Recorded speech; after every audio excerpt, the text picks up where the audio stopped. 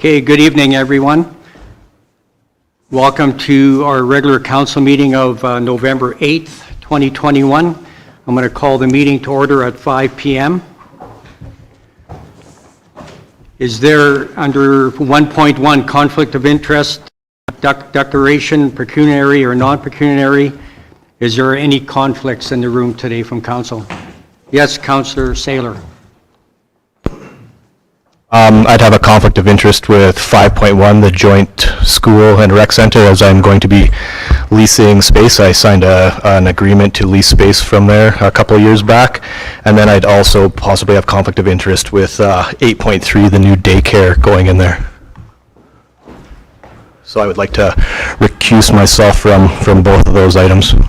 Okay, just to confirm, 5.1 and 8.3. Yes. Thank you.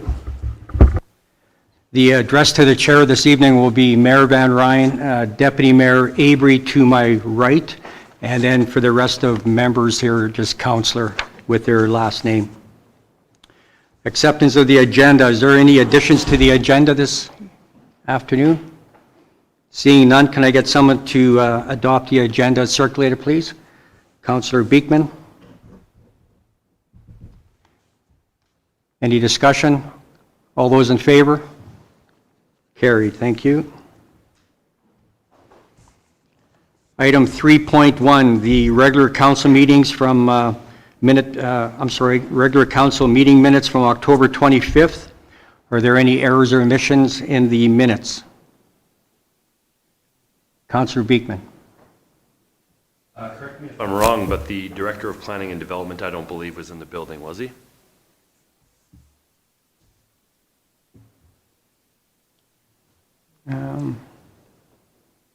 CAO Hastings, can you answer that? Was Spencer at the last meeting on October 25th? Through the chair. I'll have to double check on that off the top of my head. I'm not 100% certain either way, but we could certainly check just to make sure that the attendance listed in the meeting minutes is accurate. Okay, Lana will look into that with the CAO. All those in favor, make a motion, please, for that, for the minutes. Councillor Saylor. All those in favor? Opposed? Carried. Item 3.2, the organizational council meeting minutes from October 25th. Any errors or omissions on the organizational meeting minutes? Seeing none, can I get someone to make a motion to adopt? Councillor Reese. All those in favor? Just a question to you, Mr. Mayor. The same question as Councillor Beekman questioned about Spencer Croyle in attendance. If could just question that in those minutes, please. Okay. Our CAO will look into that with Lana. Thank you.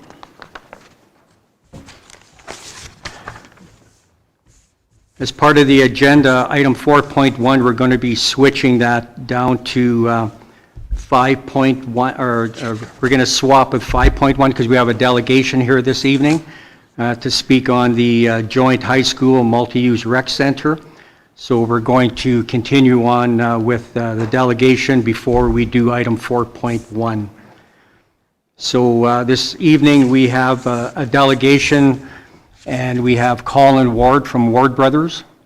We have Dan Westward from FWBA Architects. We have Jesse Portry. Okay. And Jesse, just to confirm, what organization are you with? FWBA. Okay. Thank you. And we have Dexter Durfee from Palliser School. Welcome. So we're going to open up the floor, sorry. Move myself at this time. They're just going to get set up here for a presentation, so you can go wait out in the lobby there, please. So once you're set up with your PowerPoint, then who's going to be speaking first then? I guess I'll begin. Okay. I'll begin with Okay. presentation. Thank you, Dan. So for the viewers at home, we're going to have a PowerPoint presentation on the high school rec center project. And then after that's over with, we're going to open up for a Q&A from council to do with the project.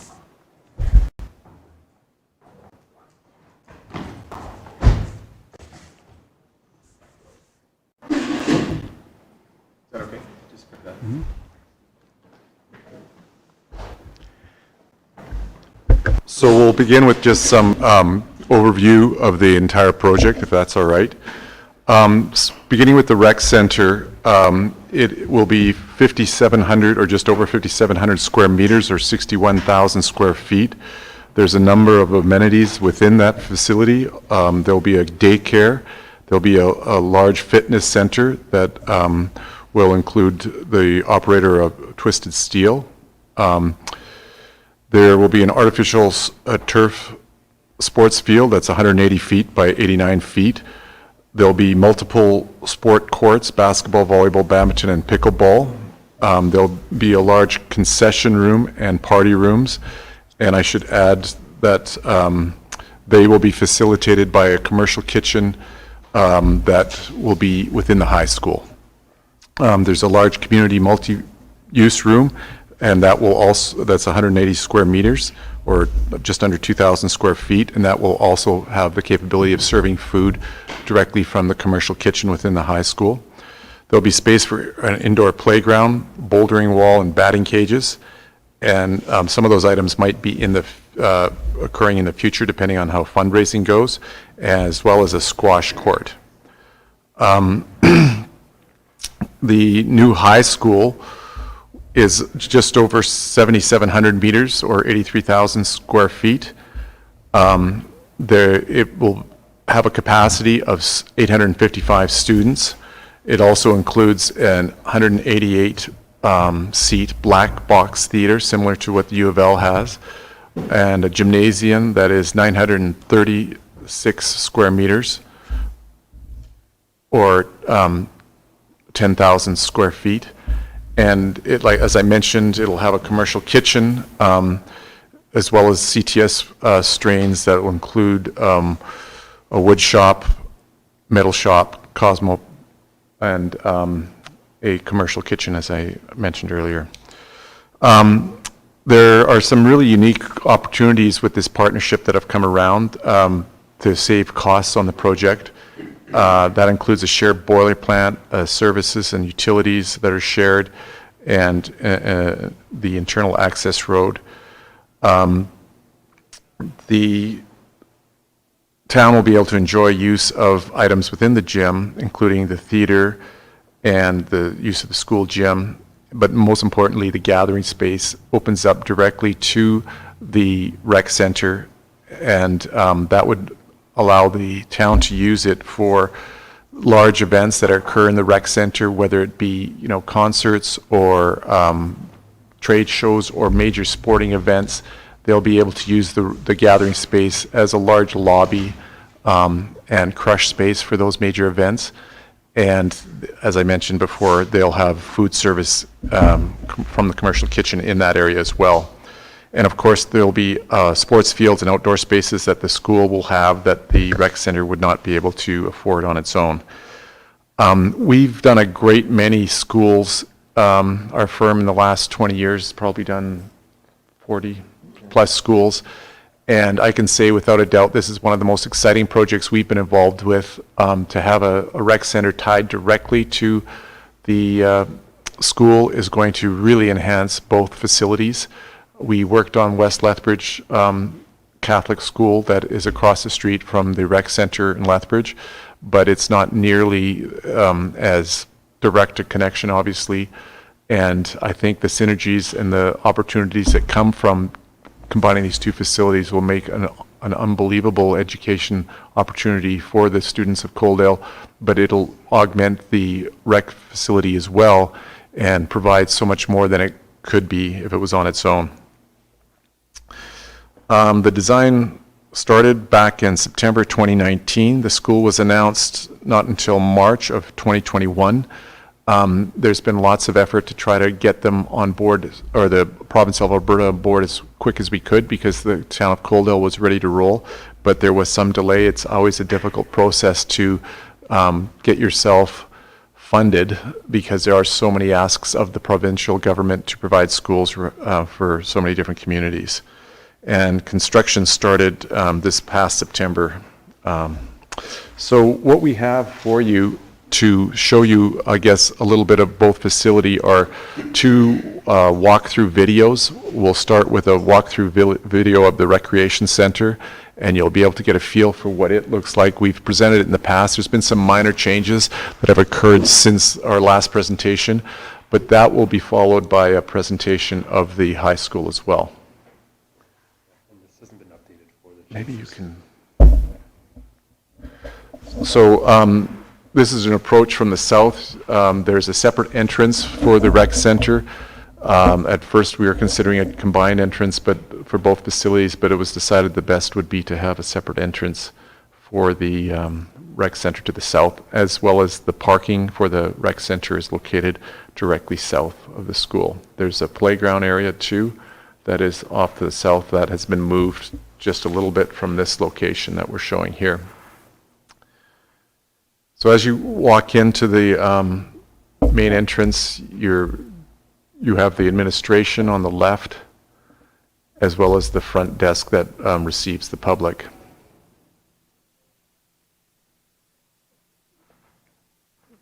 So rentals will occur here, sign-ins, that sort of thing. You can see it's a well-lit area.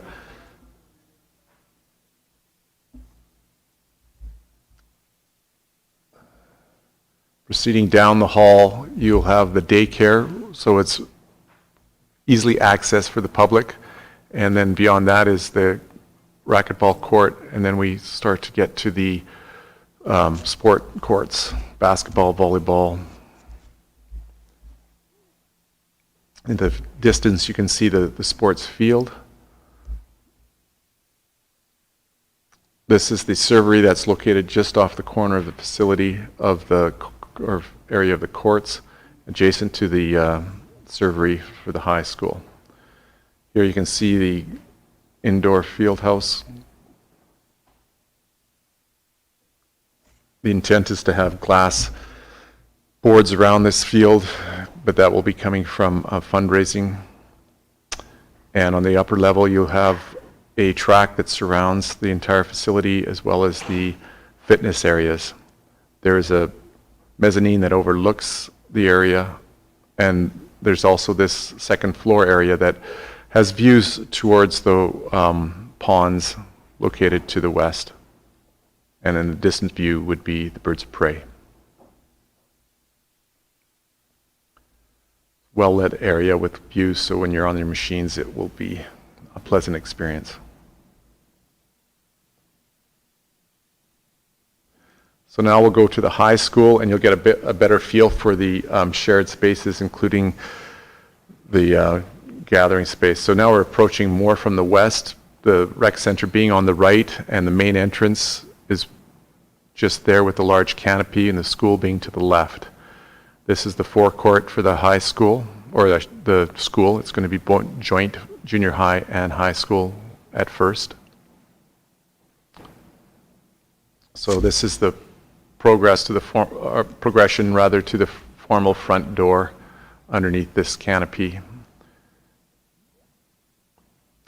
This is all facing west.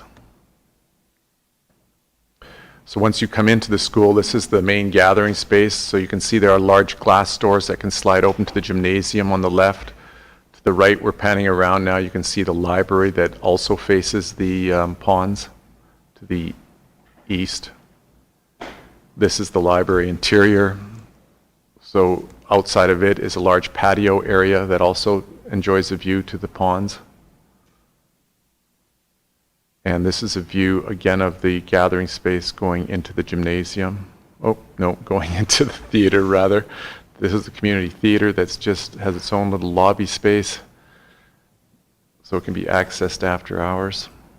And this is the theater space. Although it's a black box theater and the theater seating can be retracted, You can see that it's fabric seating with armrests.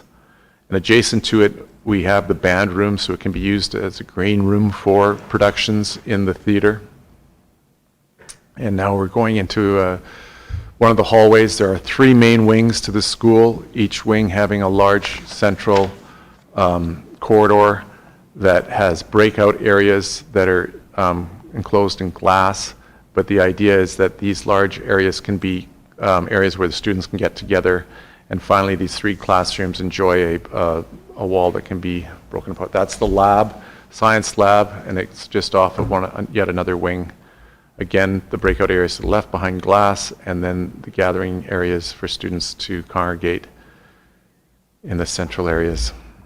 And finally, we exit the building to give you a bird's eye view of the entire school, with the rec center in the distance.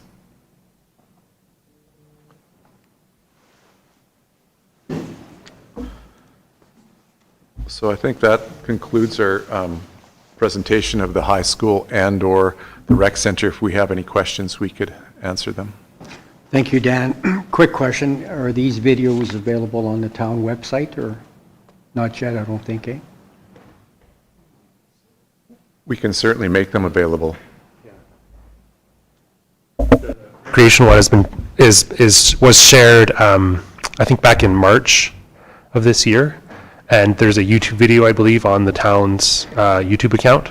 Okay. That has this video along with several interviews that were conducted at the time. So this video, the Recreation Center video hasn't been updated since then. That's the same footage that we shared previously. The school video was just, we just finished that today.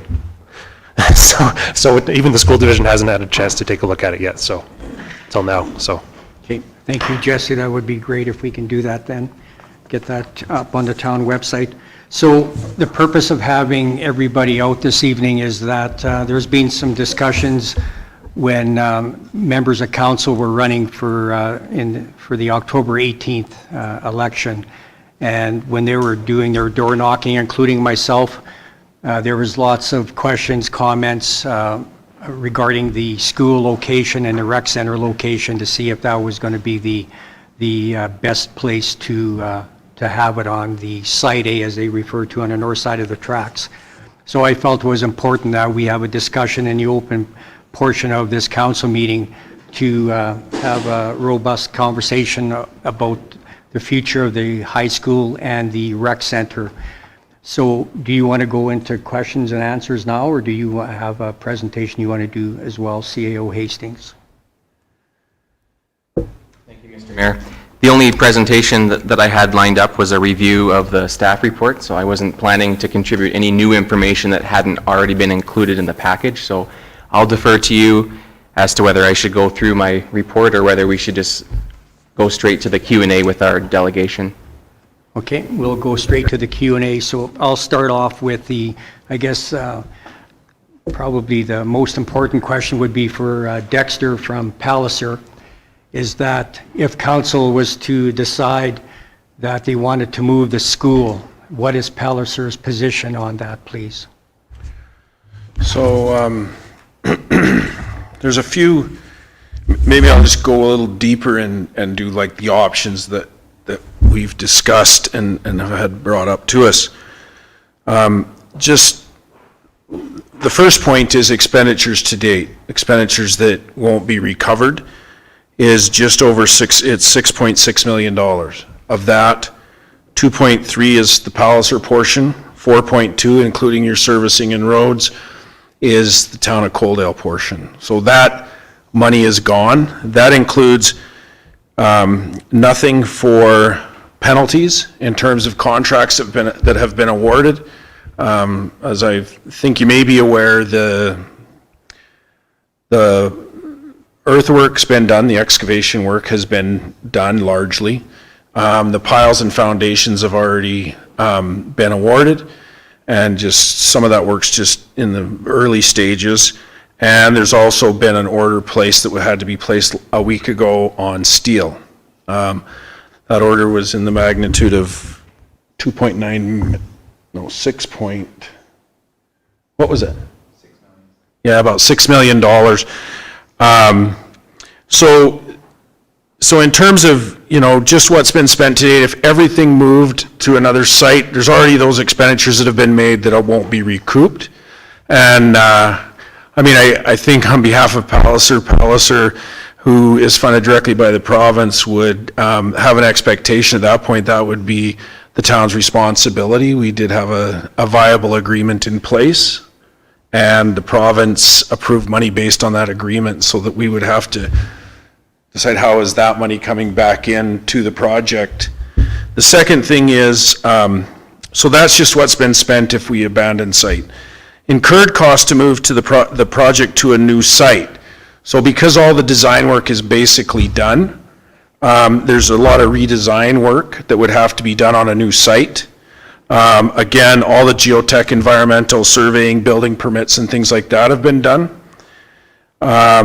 There's, again, construction completed to date. That's only 25% of the piles and foundations, so there's still quite a bit more involved there, but that work's been done. And then again, you've got contracts that we don't know what those penalties may be. We can estimate. And then there'd be approximately an additional $4 million in road and site servicing, so servicing that's already been done on the other site. So those new costs to move would be $6.3 million. So that would just get what we've already done and get it back up to where it needs to be sort of on the same basis. And then the servicing of $4 million.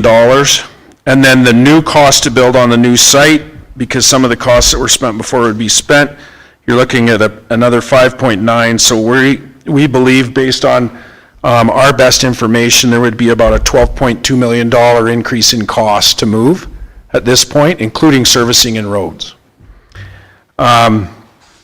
The last scenario was an additional cost if the school remained and the rec center moved.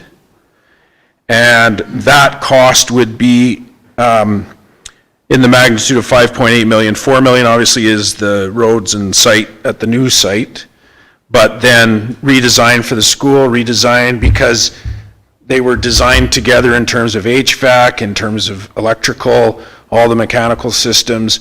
What is currently now an interior wall between the two facilities now becomes an exterior wall. There would have to be some new work done there. And so that's what that is. The other, so we're talking a lot of money in terms of, at this point, doing any kind of change like that, including the town not continuing on with the rec center there.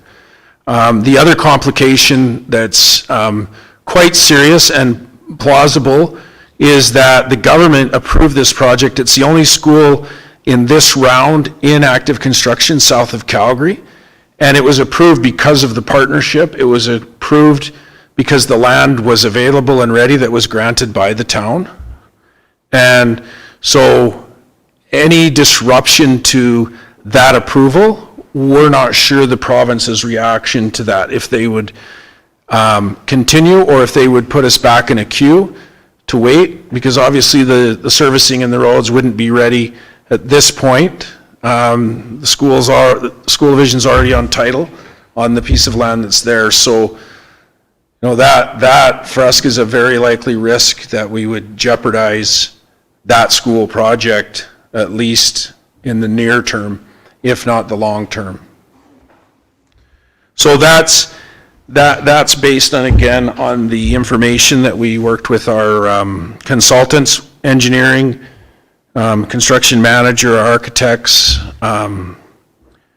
significant cost at this point. So Dexter, just to confirm then, your budget to relocate with everything you just mentioned would be in the $12.2 million range? Yes, Okay. including the new services. So when we talked, I guess if the site that's currently there, the roads and the services that have gone in, I guess if you had some plan for those to be used in another manner, you might not want to count those. But, so you would be for sure around 8.2 million, But if you add the additional cost you would incur to service and put roads in the new site, you'd be in that $12.2 million range. So the roads and the servicing, they would require over there regardless, so a better number to be working with would be the 8.2 million. 8.2. Yes. So then for the infrastructure upgrades and everything that Dexter just mentioned, CAO Hastings, have you got anything you want to mention on top of that? Thank you, Mayor Van Ryan. The only thing I'll add is that the $4 million estimate for the infrastructure on the south side of the highway, when we came up with that calculation, it presupposed collaboration with developers on the south such that the town wouldn't be funding 100% of the infrastructure required on that side of the highway. Okay. And then another question I have for you, Dexter, then before I open it up to the floor, is the cost of busing compared to the north side, compared to if it was going to go on the south side. Would there be any change in the cost of busing? Well, I mean, there could be a change, and that's really not a concern in a project, because any students that live 2.4 kilometers or further from a school are eligible for full funding for busing. Right. So we would still continue on that. In terms of Coaldale itself, which is a unique feature, we have busing that the town pays us for busing and they collect passes. The only effect I would see is if being in either of those locations increased the number of students that would want to get on a bus to get to the school, whichever location, we would have to work with the town to say, okay, can we open up some more seats? Can we add another bus to do that? So busing, as far as these goes for school boards, isn't a huge factor. Okay, thank you. So I'll open it up to the rest of council now if there's any questions.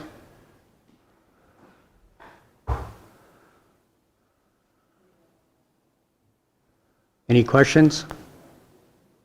Okay, well, go ahead, Councillor Beekman.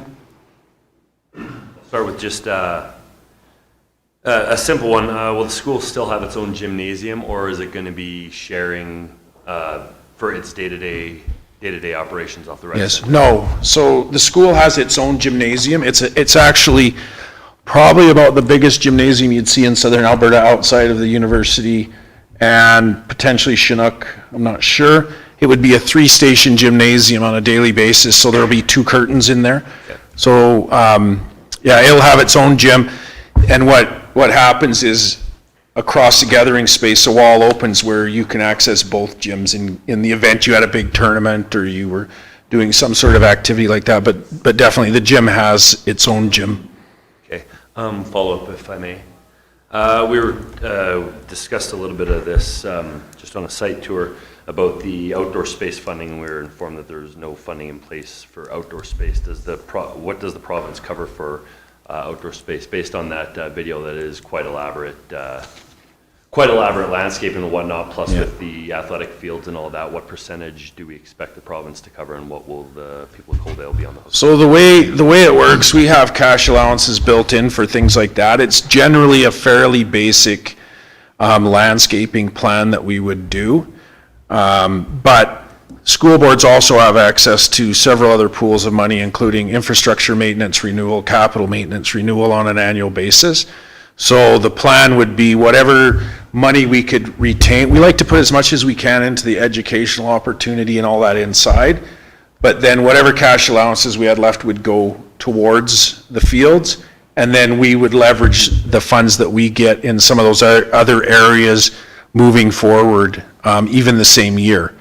So, the only thing I would say is if we were looking for a turf football field, say like Raymond has, we might not have that in the very beginning, but definitely it would be our intention that the school board, working with the province through our various funds, would do the vast majority. We would likely want to work with, say, minor football or other organizations if they want to help out with some seating or the goalposts or things like that, but it wouldn't be intended that the town would put in a lot of that. A lot of times we work with the towns in terms of in-kind services.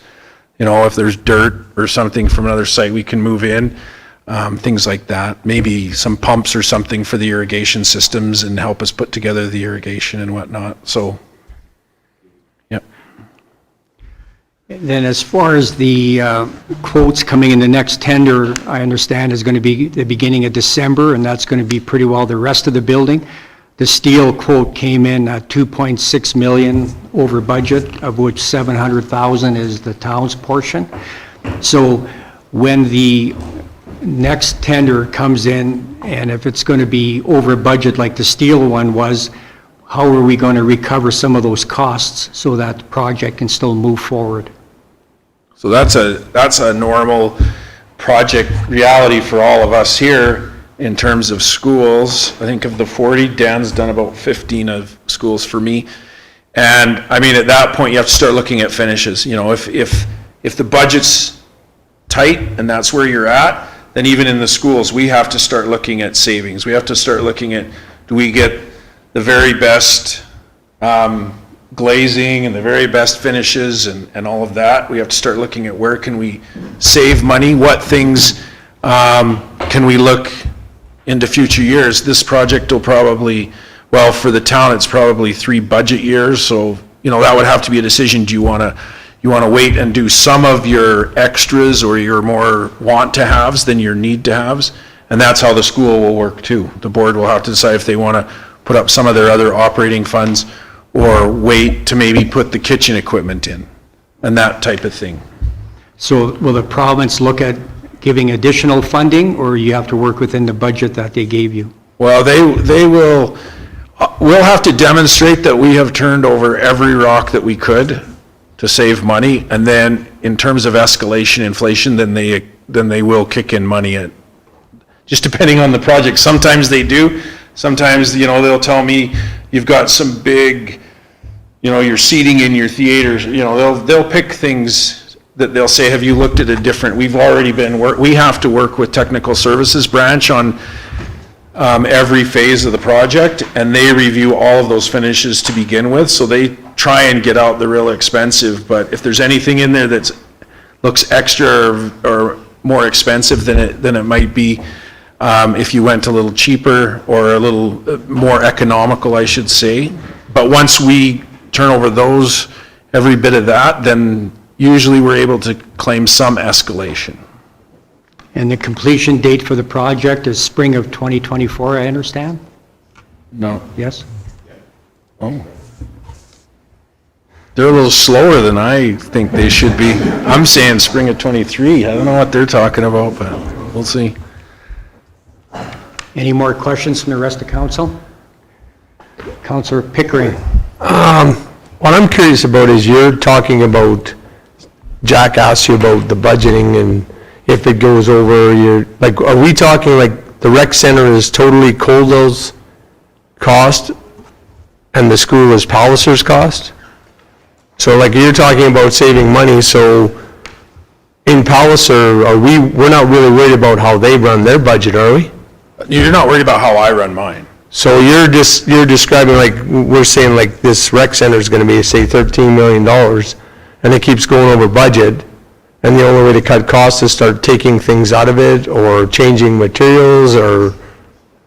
So that's the town of Coaldale's... That's both sides. Well, I'm going to be in the same position potentially, so when I was asked how would we save money if the tenders come in higher, I think it's the same process for both of us. We both have to look. And the other question I got is, being it's a joint center, and it's a high school, it's going to function, so we have a said 30 class that wants to use that track.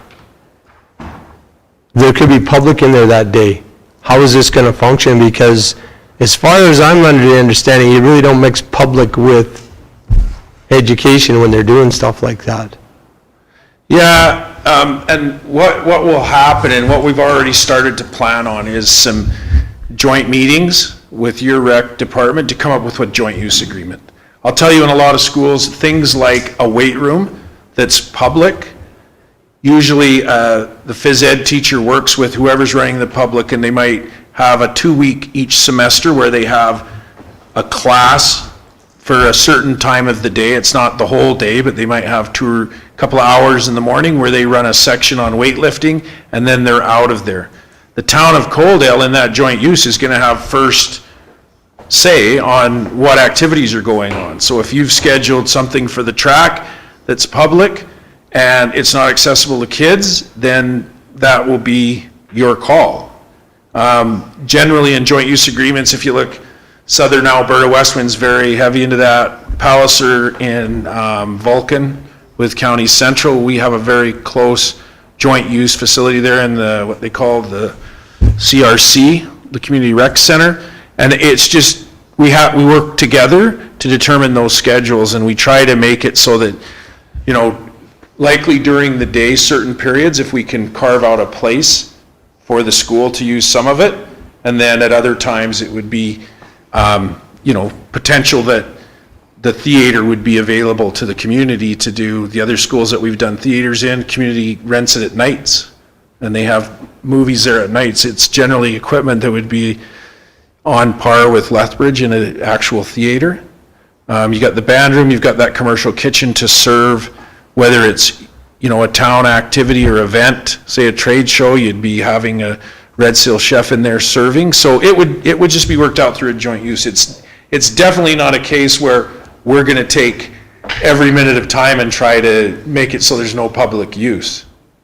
There would be set parameters for how we do a joint use agreement that we feel is always advantageous to both parties. Okay, thank you.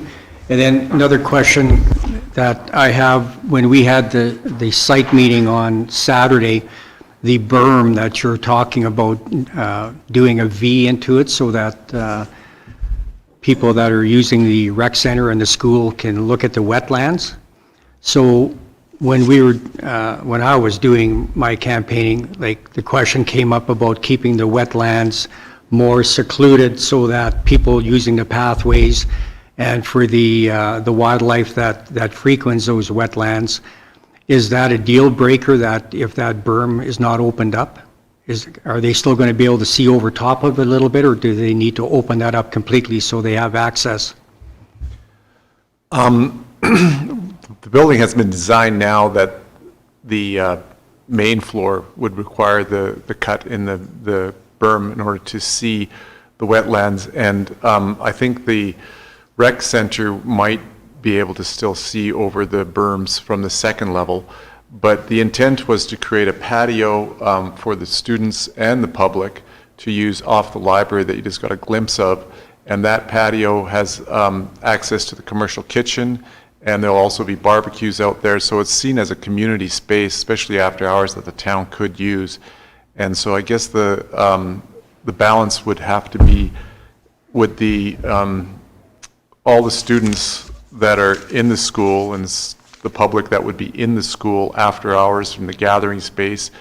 Would that benefit of being able to see the wetlands through all that glass that we've designed, would that outweigh the public that are walking on the path occasionally? I don't know how many people walk that path every day. So as they would in fact catch a glimpse of the school walking around the west side of the pond that's there now. But I think you might be considering the view of a few pedestrians versus hundreds of people on a daily basis looking the other way. So it's a judgment call that the town would have to make, but the building has certainly been designed to take advantage of its site and its views, and the cutting of a view corridor between two mounds versus having one complete mound has certainly been the intent. Yeah, it's not so much for me for people looking at the school or students and users of the rec center looking towards the wetlands. For me, it's about protecting the wetland. And I know that it's a water retention pond where we get quite a bit of wildlife on there, that we keep them somewhat sheltered. So is that like a cost-saving opportunity on the project then, if that doesn't get done? Or do you need that dirt, that clay? We'd have to investigate the costs of either way. I couldn't answer it. Some of the dirt is definitely being used. The question, though, would be that if you have a berm that's, I guess, sheltering one of the four sides, and you cut a V into it that's not very wide, how much does that expose that pond versus the other three sides that are already open? So. One of which is a roadway. Do you know how much of an opening would be cut into that then? On the site plan, yeah. The dashed line. And what percentage of it? Maybe a quarter or a third? I'd say a third. A third of the, at the top is about a third, and then it comes down to a V at the bottom, so it's hard to estimate the actual amount of soil that's coming out. We talking 75-meter cut, like at the top, or more? Yeah, something in that, at the top, it might be that wide, yes. Okay. Any other questions? Councillor Beekman? I'd just like to reiterate that a great deal of time and effort has gone into the design of that, and to have all that glass and the views of the school designed for that, it would be quite a dramatic change to just block that at this point. Thank you. I just needed to ask the question. Thank you. Okay. Councillor Beekman? Thank you, Mayor Van Ryan. Through to Dexter, what is Palliser's plan for any sort of partnership or keeping the Birds of Prey Center in mind for educational purposes moving forward, where they can incorporate the Birds of Prey Center into the new high school's future? Yeah, I'm probably not the right guy. I think some of you are aware, the individual that's most closely associated with that is Jason Cooper. He's one of our directors. He's the one that oversees the Fire Academy. He works with universities and colleges to do what we call dual credit, to provide students opportunities outside of a normal setting. Beyond the normal flow of Southern Alberta going to the Birds of Prey with students to work with. Certainly, Colin and his group would be more than happy to work with, did I say Colin? Jason? With Colin Weir to see if there's some opportunities there. I don't know if any of you are familiar with the new renovated school in McGrath. The town of McGrath put a couple $1 million into a CTS, or Career and Technology building there, that's working with Agrium and several other agricultural-based companies, researchers, and they do a lot of research in that facility with the university. So that would be, that's definitely something that Palliser's very interested in. We're probably leading the pack right now in that department as far as giving kids different opportunities than just, straight academics, and giving everybody an opportunity to explore their passion. So, anything that anybody wants to, I know Kayla knows we're really open to any kind of partnerships in that manner. We've had people in the community that have come and they want us to help them, generate more interest in machining and that kind of thing. And so we're 100% interested. Fabrication, anything with the environment, agriculture, we're open to that. We just have to see how does it work, and if kids participate, are they able to pursue a career and help them be ready to go out sooner maybe in the workforce, or to see if that's really what they want to do before they graduate. Any other questions? Councillor Chapman? Yeah, thank you, Mayor Van Ryan, and through to Dan, if I may. You brought up an interesting question about the berm situation. I wasn't completely aware about it earlier. Is that more of a methodology to deter people from crossing from the pathways over to the school, or from the school to the pond area? What seems to be the focus for that? I think that as architects, we were asked to take full advantage of the site opportunities. And so we've discussed with the town at that time the possibility of trying to capitalize on the view from the school and so that's why we created this view corridor through the berm, and that would divide the one berm into two. If there is a real concern that the pond is now more exposed to the elements because of perhaps westerly winds. As I say, on the south, you have a roadway that's certainly a lot closer than the school would ever be to the pond. We can certainly look at narrowing that gap and adding more vegetation so that the wind can be blocked, but I think there would be a large opportunity lost if that public patio or that large gathering space was blocked from the view just for this, for these concerns that have been brought forward. Just through to Mayor Van Ryan, so the purpose of this delegation tonight was just as more to bring council up to date with regards to the progress of the school, or where are we at with tonight's decision? So as part of the staff report this evening, we wanted to have this discussion, and then there is an opportunity by way of motions to continue on with the project as is. There's an opportunity to ask administration to come back with more information, and there's also an opportunity to look seriously at moving it. So those are mentioned in your staff report as those options. So, and that's why it was important for me to have this discussion in the open portion of the meeting, because there's a lot of citizens that are on either side of keeping it where it is or moving it to the south side. So that's why I wanted, and I appreciate having these four gentlemen here this evening to answer our questions. And then I'm hoping that we can have a motion come forth at the conclusion of this presentation. So, Just to follow up then, thank you, Mayor. I'll speak in favor of option number 4, so I'll make the motion that council uphold the current location of the joint high school rec center.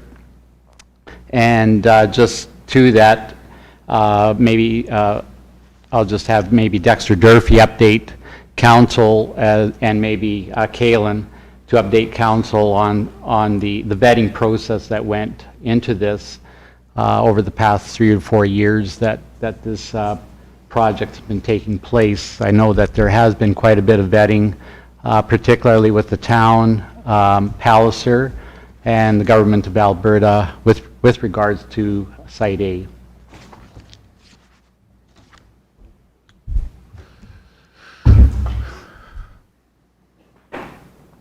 The chair to Councillor Chapman. That is a big question. So thank you for your question.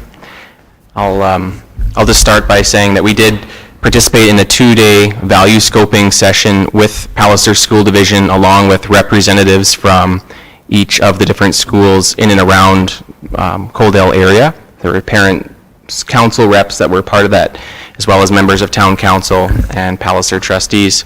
And that was in October 2018, where the province of Alberta came down, and basically we presented over a 2-day period the pitch for the project. They had a professional project management consultant chairing the process, and they evaluated, and there's a report that they produced at the completion of that evaluation, the merits of the project, which were then sent to Alberta Education for review for a project ranking.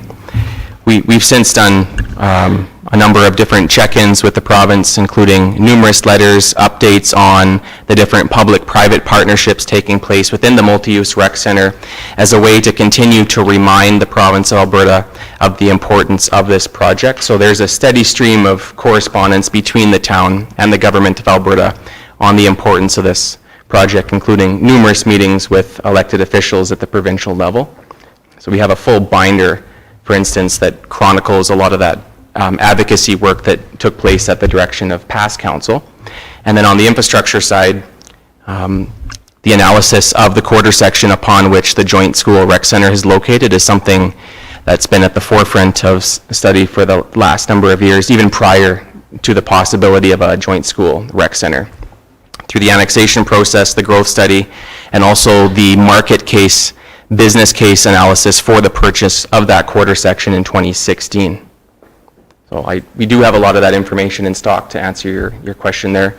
I don't know if Mr. Durfee wants to add what Palliser did on the advocacy front, but I think that summarizes what Coaldale did on the advocacy front. Yeah, I mean, so there's a few things to consider. So, one thing that the province of Alberta wants is, in the past, we would submit a capital priority to the province, they might approve it, and then you start working on numbers, and then, you know, something, I remember 20 years ago, we'd put in a $6 million budget, and by the end, it's a $30 million project because the work wasn't done. The thing that we tried to do here was really have, in our minds, the most prepared project possible. And part of that was land. And so as all of you are aware, I believe, the MGA gives that responsibility to local governments. So it's the choice of a community for what land that they're going to set aside as municipal reserve, say for schools or whatever else that would be requiring land. But part of the process after that is the government in the past got some real crappy pieces of land, to be honest, and found some real significant issues with that land. So they definitely didn't want to continue down that path. So in this specific project, I would say in my nearly 30 years, it was the most in-depth analysis to go in, environmental, the geotech, everything that we did. In fact, probably something that we've never seen is they actually did a follow-up to redo all of that just this last spring, I believe, just to double check to make sure, because there was some concerns in the community about the environmental or the geotech capacity of that land. So at the point that the council approved that land, then we took all that information forward. Every project's reviewed from the very basics all the way up to every detail by technical services branch. So the first step is to make sure that all of the work was done appropriately on the land, so they didn't get part way into a project and then all of a sudden find out, you know, it couldn't sustain the size of a building, or there was going to be some significant cost increases for the structure because of soil composition or other environmental or geotechnical issues. So all that work was done. And as far as advocacy, the government is in a place where they want P3 partnerships right now. From a school perspective, when you have a P3 partnership, it's usually a multinational conglomerate that invests. When you have those schools, then the province leases them back over 30 or 40 years. The thing that school boards are finding difficult in those scenarios is that any work done inside the building has to be done by the owner until that 30 or 40 years is up. So even, you know, to put in a new whiteboard or a chalkboard or whatever you're doing, it's $3,000 or $4,000, where our staff can do it for $150. So we really wanted to avoid that, and really the only way in this setting that we could avoid it was through this partnership. We didn't know that when we originally started, but even as we got close to approval, and once we were approved even, we still had to go back and make a strong case for why a partnership doesn't necessarily have to be an outside private multinational firm. It could be a town and a school board, or a county and a town and a school board, and that's really what the basis of that advocacy was. And we're very fortunate. I think right now we'd be the only high school in Alberta that's not a P3 project. Okay, thank you. And then one last question before we call the motion is, Dexter explained the $8.2 million costs to move the school for the rec center now to be moved over there, obviously with the school. What kind of difference in cost quotes can you provide on that? So that was that last number. That If you 8.2? just moved the rec center, Yes? the town's looking at, including services, $5.8 million. And, you know, unfortunately, because the contracts have been signed and the money's there, that would be the obligation of the town in our view. Right. But what I'm getting at, though, for the rec center, is there any additional costs, or is that included in your number then? Yeah, if I can. Yes. Sorry, Mayor. So that's the redesign cost for the school. Yes? That's redesign cost for the recreation center, simply because HVAC, electrical, exterior walls that were interior.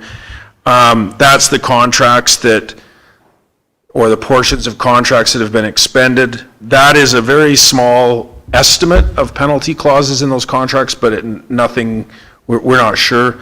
Then there's all the disbursements. They're significant in terms of all new geotech, all that kind of thing to build on. And then, again, your site servicing. So any more questions from council? Maybe through to Mayor Van Ryan, was there a new piece of land chosen, picked out, or, you know, it's not listed in this, and so that is a major part of why I'm making this motion, but that there was no confirmed second site, and all those things that go along with it, including cost of land, who would be purchasing the land, or who would be developing it, all that sort of a thing, so. No, there was some discussions, but there's nothing chosen for another piece of land. So then, in speaking in favor of the motion, in good conscience, I cannot see, even though I'm not particularly fond of Site A, I'll be upfront with that, but the project is well enough on its way now. Pilings are going to be starting next week. Again, I just wanted an opportunity for citizens to hear the costs of what it would do to our tax rate by moving the project to the south of the highway. So, last chance for questions. Put your mic on, please. Not so much a question as something I'd like to say, which is just, you had mentioned that there's just a handful of people that walk around the Malloy ponds now. I just want to say that's not accurate. When I was campaigning at all different sections of Coaldale, everyone goes there for their walks. So while I understand the need for the glass, you know, the glass fixtures that are now there or are going to be there, and so that you can cut out that berm so the people in the school and the visitors can see the lakes. There's a lot of residents already living in Coaldale that enjoy walking around and not having to look at a school or a rec center. But I get it, I understand, but I'm just speaking on behalf of the citizens that I've heard from. Thank you. Any more discussion? Councillor Beekman and then Councillor Pickering. Thank you guys all for coming out first off for the presentation. I'm actually speaking in objection to the motion simply for the fact that I do want the school and rec center to proceed, but this is just it's such a big project, and the amount of people that voiced concerns and objections to it over the period of the campaign, you know, I feel that we owe it to them, and we owe it to everybody to overturn every possible stone here. We've had several years of resistance on the site. We have a chance to get it right, or at least make sure we're doing it right. If the completion date is spring of 2024, would tabling the motion for 2 weeks set us back catastrophically? In my opinion, that would set us back 2 weeks. You know, looking at the budget numbers here, we already look grossly over budget from the 2019 capital budget and from the newly released numbers. Are we ready to assume those risks as we proceed? So I'm, like I said, speaking against the motion, not against the rec center or the school. So question for you then, Councillor Beekman, postpone it for 2 weeks for what reason? What do you want to accomplish in those 2 weeks? In those 2 weeks, I'd like to be able to present these facts back to the citizens and actually be able to dialogue with them a little bit more. When this project was originally released 3 years ago, the citizens felt they had absolutely no voice. We have a chance to give them a voice on that.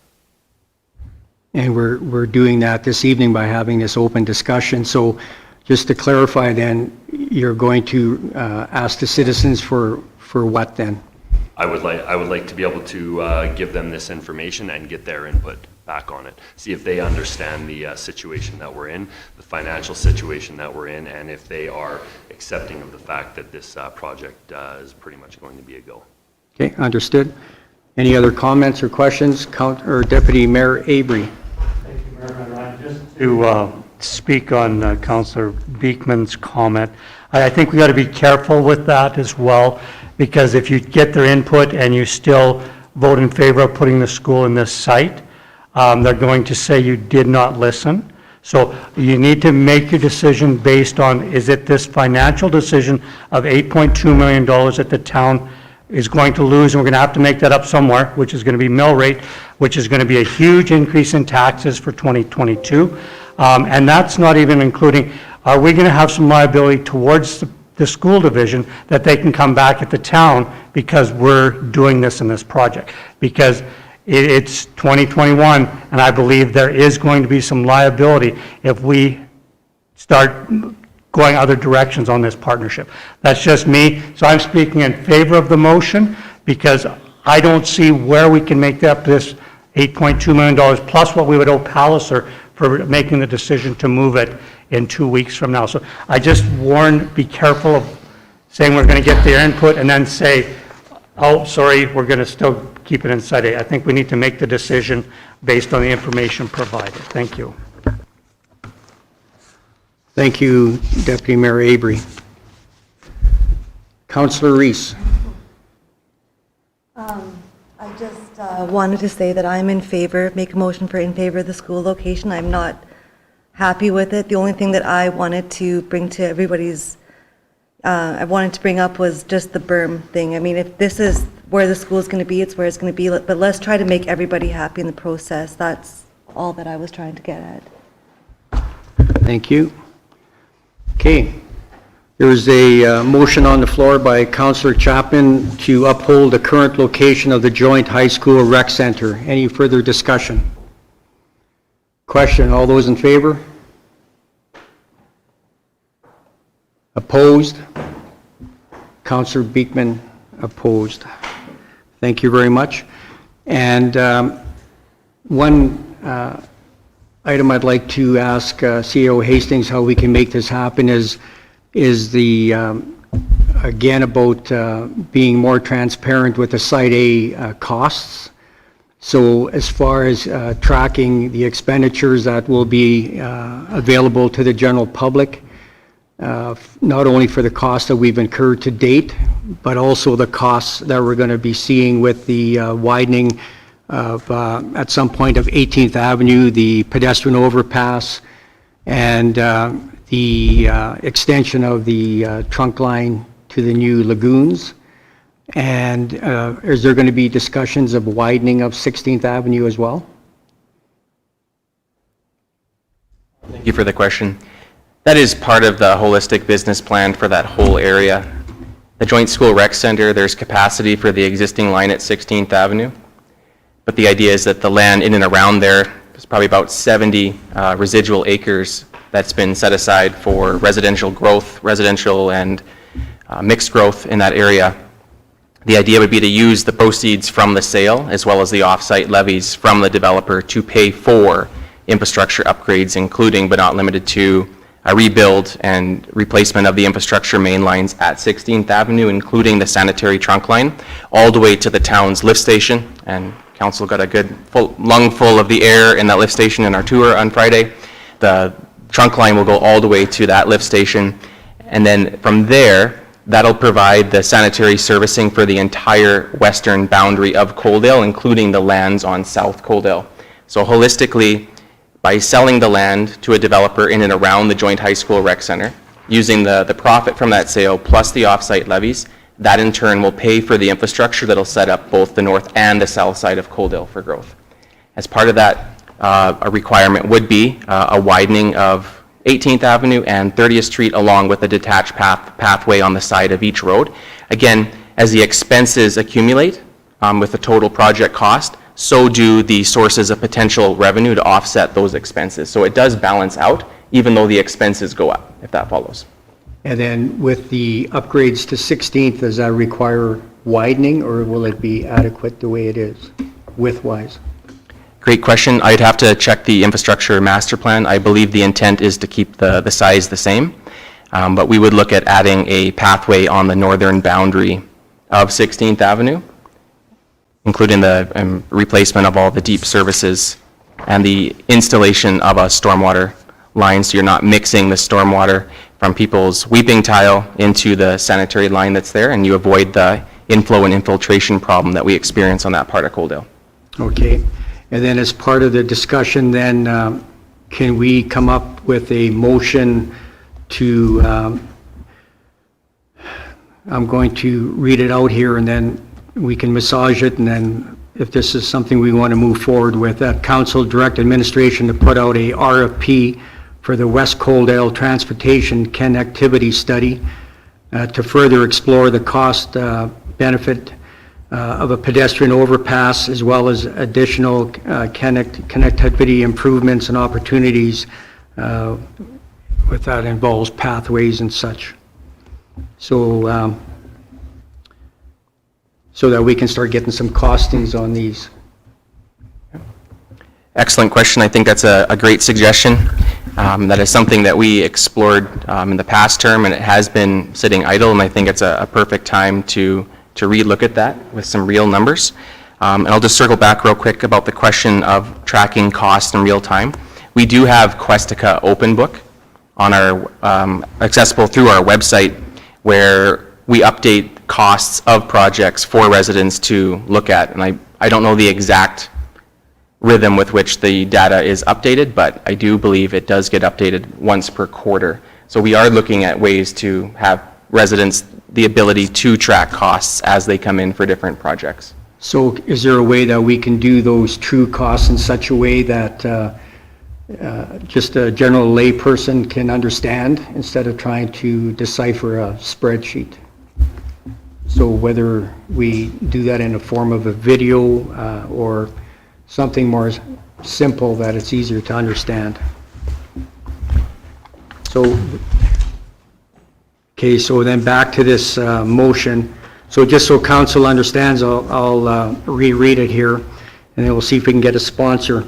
So that council direct administration to put out an RFP for a West Coaldale Transportation Connectivity Study to further explore the cost/benefit for a pedestrian overpass, as well as additional connectivity improvements. Just question on that motion, Mayor Van Ryan. Maybe what we should have before that is just a report back on the study for the overpass. I think that was already gone out to, I don't know if it was a tender, but it went out for. That'll be part of it. That'll be part of the. But that's already it's already in place, is the study for the overpass. So, or however the connectivity between the south part of Coaldale and the north part of Coaldale will be. Go ahead. Thank you, Mayor Ben Ryan. Through to Councillor Chapman, we haven't done a formal study for the pedestrian overpass concept. What we've done is look at different potential crossing locations in the context of land and land acquisition. What the helpful tool that a study would provide is that if we're looking to obtain grants to cover the majority of the infrastructure expense associated with the pedestrian overpass, having a study that justifies the where, and that they'll also likely provide some preliminary cost estimates from like the consultant's perspective, that then gives council useful information in terms of whether it wishes to cover that 20% portion of the pedestrian overpass. So if council is interested in turning the rock over on a pedestrian overpass, the big grant for this is through Transport Canada, the federal government. A small fraction, about 15%, was the number that we were given in past discussions. That would be CP Rail's contribution. And then the big ask and / lobby would be the other 15% from Alberta Transportation. So, and then Coaldale would then have 20% of its share. But 20% of 6 to 8 million, you can appreciate that it still has a sizable dollar value for Coaldale, not to mention future capital replacement.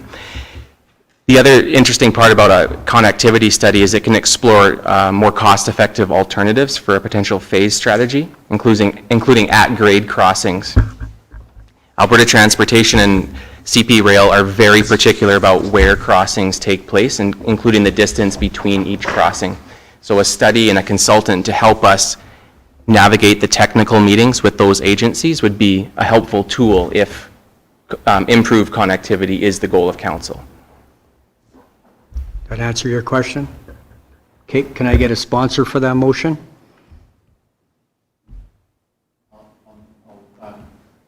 Deputy Mayor want to do that? I'll sponsor that, and I'm happy that we're going to be looking at the ground level crossing, not just sticking with the overpass, because we can go overpass, underpass, ground level, so there's all types of options, so I like that, so I'll sponsor that motion. Okay, there's a motion on the floor by Deputy Mayor Avery. Any more discussion? All those in favor? Carried unanimously. Well, gentlemen, thank you very much. Appreciate your coming out. And thanks again for the site tour on Saturday. That was very informative, so thank you very much.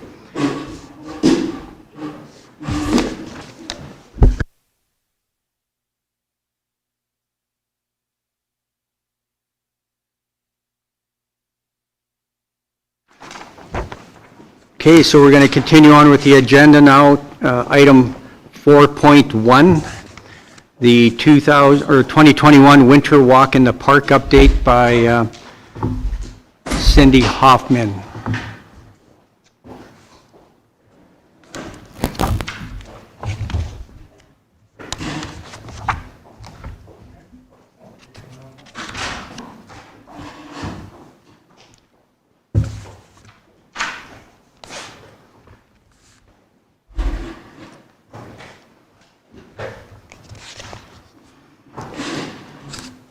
Welcome, Cindy and Russ. The floor is yours. Great. Well, good evening, Mayor and Council. The following report is to provide Council with an update on the plans for the 2021 Winter Walk in the Park and to provide a recommendation for the addition of a nominal admission fee to enter the park. I've gone into a little bit of detail through the report just so I could bring everybody kind of up to speed with exactly what the event is. So I'm not going to go through and read all of that, but I'll just point out some highlights for you. The Winter Walk in the Park was started in 2019 for the town's 100th anniversary and is held at the Kin Picnic Shelter. The Winter Walk in the Park normally opens on the Saturday following the Country Christmas Night of Lights Parade. So this year, opening night will be Saturday, November 20th. The lights at the park will automatically come on each evening between November 20th and January 10th. And the park will be open to the community every Saturday and Wednesday evenings from 5:30 to 8:30 p.m. between November 20th and December 29th. December 25th will be the only Saturday excluded from those dates. So each year, a different theme is chosen for the event to add an element of exploration and storytelling. And this is, in the past, it's been a long-term project with significant amount of past investment of time and materials. The event has made Coaldale a destination for many festive visitors. In 2019, with no health restrictions in place because of the COVID-19 virus, we were able to provide park visitors with different family experiences each evening, in addition to the exploring aspect, which included activities, entertainers, entertainment, hot beverages each night the park was open. In 2019, it is estimated that we hosted over 1,400 visitors over 9 evenings. One evening got canceled because of a blizzard that blew in. And in 2020, counters were actually used at the gate to abide by COVID restrictions, and we welcomed 2,552 visitors over 7 evenings. The other 3 or 4 were canceled due to COVID near the beginning due to those restrictions with AHS. So the event is attracting visitors from all over southern Alberta. A lot of people stopped in last year. They could see the trees from the highway. So I talked to people from Vauxhall, from Tabor, a lot of communities further on down Highway 3, so they were just stopping in to see, check it out, basically. In 2019, there was no admission fee to enter the park, and all entertainment activities, beverages were also free due to sponsorship opportunities provided and responded to by local groups. And a donation box was just put up that year, just on a table, and it was for the purchase of new lights for the event. And we did receive $650 in donations. That money provided the funds to purchase enough lights to partially decorate a large evergreen tree in 2020. In 2020, the entire event was again free to the community. Two businesses were prepared to sponsor the hot drinks, but the COVID restrictions then prohibited us from serving any food or beverages, so that was sort of canceled for last year. But a donation box for the Coaldale Food Bank was in place each evening, and just under $1,000 in cash donations were received. A large number of man-hours are required to plan, design, and put up lights for this event. There are also a number of capital assets that have already been acquired specific to this event, such as lights and decorations. If an admission fee is set, a value could be placed on sponsorship opportunities similar to sponsoring Public Swim and Public Skate. Establishing a fee will help with this program's future sustainability. Administration plans to do a full recreation and community services rates and fees review in 2022 and make a recommendation to council for the future. A balanced rates and fee structure will help our community build a sustainable future with improved and expanded services. So we're presenting two options basically this evening for yourselves. Option number one is put in place a nominal admission fee of $2 for this event for 2021 to help with cost recovery and to set a benchmark for future possible sponsorship opportunities. Or option number two, continue to offer this event to the public with no admission fee for 2021 and revisit the idea with the completed recreation and community services fee review in 2022. So we would like to recommend that council approve option number one to put in place a nominal admission fee of $2 for this event for this year, just to help with cost recovery and more importantly to set a benchmark for future possible sponsorship opportunities. And finally, the Winter Walk in the Park is a premier Christmas event for Coaldale. However, events like this do cost money to execute and maintain. The sustainability of this event needs to be considered and a plan put in place to ensure the town is able to continue offering the event to the community and visitors. And then we've also added in there as an additional bit of information, sort of the cost, man hours or wages, I guess, to put the wheels in motion for this event yearly. So I'd be happy to answer any questions that you may have. Just before I open it up to the floor, thank you, Cindy, for your presentation. For the viewers at home, what's the total budget? So the total budget for the event is $30,000. 30. Mm-hmm. Okay, questions for Cindy or Russ? Welcome back, Jordan. Deputy Mayor Avery. Thank you, Mayor Van Ryn. More of a statement than a question. Thank you for all your work that you put into these events. It's greatly appreciated, especially during these COVID times and with all the restrictions. And at this time, I would be willing to support your recommendation as you're the guys on the front line doing the operational side of things. So I would like to make a motion that we approve option one and charge the $2 admission. Any other questions? Councillor Saylor. I'm not exactly who to address this question to, but since we're not doing the parade, I think the cost on that was $5,000. Could we kind of move those funds over to help support this event and make it a little better? As in not charging the fee or enhancing? I would say charge the fee, but move the $5,000 over as well so that we can get even more lights and make it bigger and better, since we don't get to do the parade. Okay, thank you. Councillor Beekman. Thank you, Mayor. Through to Cindy and Russ, thank you for the presentation and yeah, all the work you've put in for the events. The Halloween night was a lot like Christmas, so it made me start thinking about this. Do you have a number off the top of your head how much the 2019 and 2020 Winter Walk of Lights cost? 2019, we had gotten a grant that year. So without the grant, well, let me back up. I believe it was $24,000, and we got a grant for $11,000 that year. but it was 24. And then in 2020, I think it was 28. So we did save some money there. I tried to keep consistent with the light purchases of, as noted in the report, about $14,000 worth of lights each year.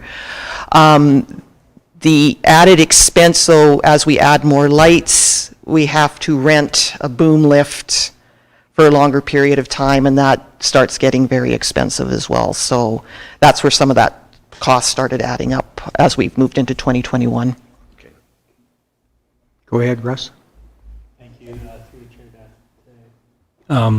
To council, I guess, just so that you guys all understand this too, is, and I don't know that it was totally put in the report, but something we're doing is we work with our arborist, Ryan Moman, and our arborist actually, we have to unwrap trees after a certain amount of time and then rewrap them, because as they grow, these lights, the way we do wrap them is pretty tight. So there is, when you look at the amount of time being spent on hanging and redoing lights, you might say, wow, that's quite a bit of time. We're doing that because of the health of the trees as well at the same time. So I just wanted to point that out. And so as we grow the event, which, Cindy's done like masterfully in 3 years, and looking at the numbers that are coming out, it is just something we have to understand too, is we wanted to identify the staff time on there, the boom lift and things like that, because to sustain services in the future as we move forward, we need to know that there's an expense with every decision that's made. So, Councillor Chapman. Thank you, Mayor Van Ryan, and through to Cindy and Russ. Thank you again, too, along with everyone else here. On your spreadsheet here, you have 2,700 and something, I believe. So could you tell me where the extra increase will be this year to 30,000, or that's what your budget's going to be overall? Okay, so this...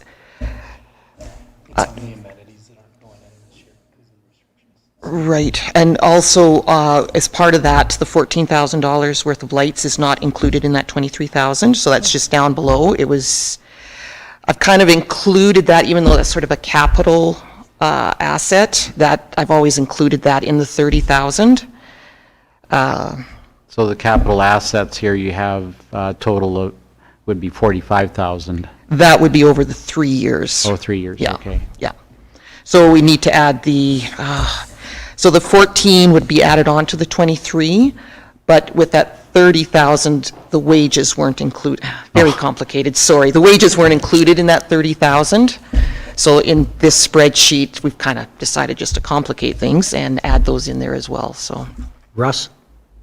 Thank you, yeah, and please, through the chair to council, some of the information is how it's been budgeted in the past. It didn't bring into account the wages of staff and things like that. We wanted to reflect that for you guys. When we come forward with a comprehensive recreation and parks community services booking allocation process, and with the rates and fees next year, which we were wanting to do this past year, but with as busy as we've been and the major project kind of being pushed off a year, we knew that we had a little bit more time. So once we do that comprehensive research for you guys, where you can see all the other rates and fees that surround us and what goes into it, this is actually kind of one of the things within the business plan that we'll be talking about, and stuff that I do on a regular basis is include these types of costs, so that when we actually are saying to you that this is a cost recovery of 50% or 70% or whatever, it in fact includes every single cost. And so if you look at this report as, okay, here's staff time to show the decisions we're making, it's kind of starting along that line of coming into what we will budget on and do needs assessment and feasibility studies for in the future, to make sure you guys are aware of the cost of every decision. Thank you. Councillor Pickering? Thank you, Mayor Van Ryn. Cindy and Russ, is that $2 like going to help pay for the event, or is that going to be set aside for something else? No, that would go towards the event, that particular event. Help cover the cost? Yes. Okay. Yes. Yeah, and just to add to that, if I could, through the chair to Mayor, or to Councillor Pickering, there was a discussion in the past when we came forward to ask for more lights to grow. There was a discussion as to where kind of some of those monies would come from for those capital by the previous council. There was even at one point in time a discussion on a GoFundMe page or things like that. This is our way of saying, you know, as we move forward and lights go bad and need to be replaced, there are funds coming in that may help that. We get about 300 people on average per night is what we got last year. And so you're looking about $600 per night coming in. Keeping in mind that when we come forward with these rates and fees, it's important to us that everything we do is accessible. So you'll see recreation fee assistance programs along with that, accompanied with it. And something our staff have never done is turn away people that can't pay at the door. So I just want to bring that up. Okay, thank you. I have a couple of questions. So when you did the budget for this year, did you take into account the $2 entry fee, or is that something you're hoping to do after the fact? This would have been after the fact, yeah.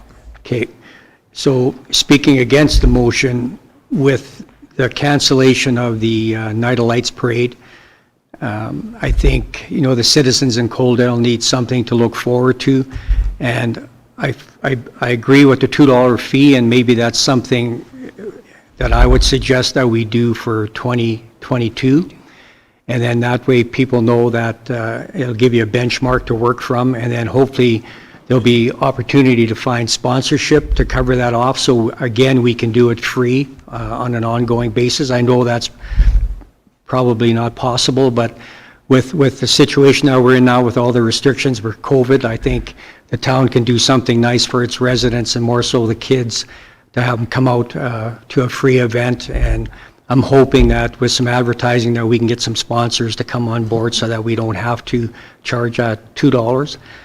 Back to Councillor Saylor's comment about the $5,000, is that correct, that $5,000? Something that I would like to do with that money is for you to spend that on the town Christmas tree as you come in at the Coaldale Welcome You sign, because you do such an amazing job at the Kin Picnic Shelter with everything. Then you drive down Main Street and you see those 15 strings of lights on that big tree. You know, it would be nice if you can make that as a showcase so that when WestJet is flying over, they see that tree. So I would like some thought put into that as well, if there's some lights of some sort, like Fort McLeod, like they do an amazing job with their community tree. And I think that would really set off Coaldale with that tree decorated really nice. So there's a motion on the floor. Is there any more discussion on the motion? Councillor Reese. To the chair to maybe instead of a nominal fee, maybe donation instead? Okay, thank you. So we're going to do the donation box, but last year you did the donation box for the food bank, right? Correct. So I'm not sure if you want to have 2 donation boxes or... I was just thinking a monetary donation box. to offset the cost of the lights. Yeah. Okay, so maybe that's something you can look at for both entities, and then, any more discussion? So just to go back, there's a motion on the floor by Deputy Mayor Abry that to put in place a nominal admission fee of $2 for this event for 2021 to help with the cost recovery and to set a benchmark for future possible sponsorship opportunities. So in other words, charge $2 for people to come see the lights. Any more discussion? All those in favor? Opposed? Defeated. And then, before we let you go then, is there a possibility that we can, and I can ask our CAO how to word that, so that we can take some of that money from the Night of Lights Parade and spend it on that town tree coming into Coaldale?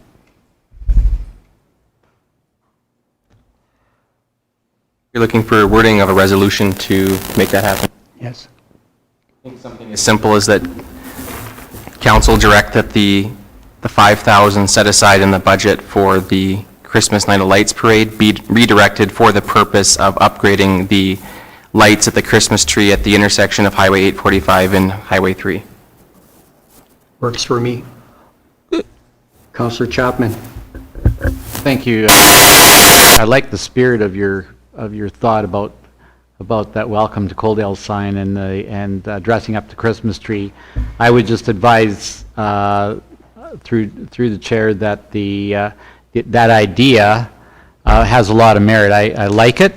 However, this would, in my opinion, is that to start it now should be an annual event. And I'd like to thank the Chamber of Commerce in years past for their voice, but also their vision behind that spot. And every year, the chamber members would go out there and bring out the hot chocolate and have a great time, hanging out and putting up the lights. And so I do think, just with that idea, that we look at making it a really robust plan for the future. And so there might be some money that might be needed for that, but I hate to lose sight of that vision if we're going to do it only a one-time affair. So would you be willing to sponsor that motion? So I would just advise that that administration come back with a value for that project, whether you need 5,000 or maybe it might be much less, because you will need a lift for that location as well. I don't think that a bunch of ladders and a few volunteers could do that kind of work, but that if you could come back with a bit of a better project fund for that for the next council meeting. If I may, Councillor Chapman, if we make a friendly amendment to that motion and say up to 5,000, because they might be able to do it, like you say, with $1,000 worth of lights, and then that way we don't have to wait 2 more weeks to get stuff ordered, so. So I'll make the motion that you can spend up to that amount of money if you need that. But if you can come back with 1,000, that's even great to all of us. So we're giving you free rein up to a $5,000. Okay, great. Just one question. Was that for this year, are you speaking, or for next year? This year. The only problem we're going to run into is I don't have a lot of lights left, and it's too late to order them now at this point. I could try and see what we could get in, but it may be difficult getting lights at this short We'll have a conversation, because I know people who know people. Or the chamber might have their lights still. Sure. Okay. Question by our CAO. Just a quick question, Mayor Van Ryan. Would we have the latitude to look at contracted services or different contractors who are in the light business in the event that there are procurement shortages or staffing shortages? There are people who do this, and I'm just hoping that there's some latitude and flexibility on the part of administration to explore that option as well as the others. Very much so. They're busy enough with the park, and there is groups or companies, I should say, that will rent you the lights. They'll come and do it, so good point. So the motion to spend up to that would go towards that option if we need to. Okay. You're okay with that, Russ? Through the chair to Mayor Van Ryan, we would explore both options for sure. Like Kaylin mentioned, really glad that was brought up by both of you, because we, at this point in time, our arborist is off on paternity leave, and we have another staff member off for another reason. So we'll look at those options and make the best decision for the town. Okay. Yeah. Any more discussion? All those in favor? Opposed? Carried unanimously. Thank you very much. Thank you.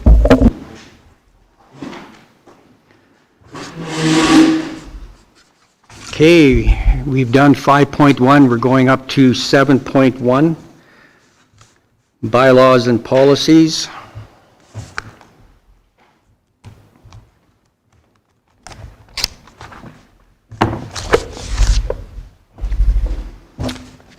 And we have our CFO, Kyle, speaking on the agenda item report 7.1. Welcome, Kyle.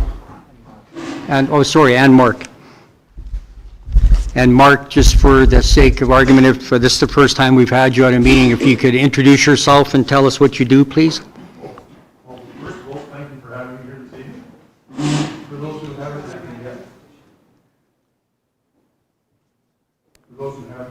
my name is Mark Anderson, and I'm the manager of community policing for the town. and just passed my one-year anniversary here. And this is the first time I've had the opportunity to address council in person. So thank you very much for having me here. Welcome. So whoever's going to take the lead on this, please go ahead. Okay, thanks and good evening, everybody. So in front of you, we have the business license bylaw 834-C-11-21.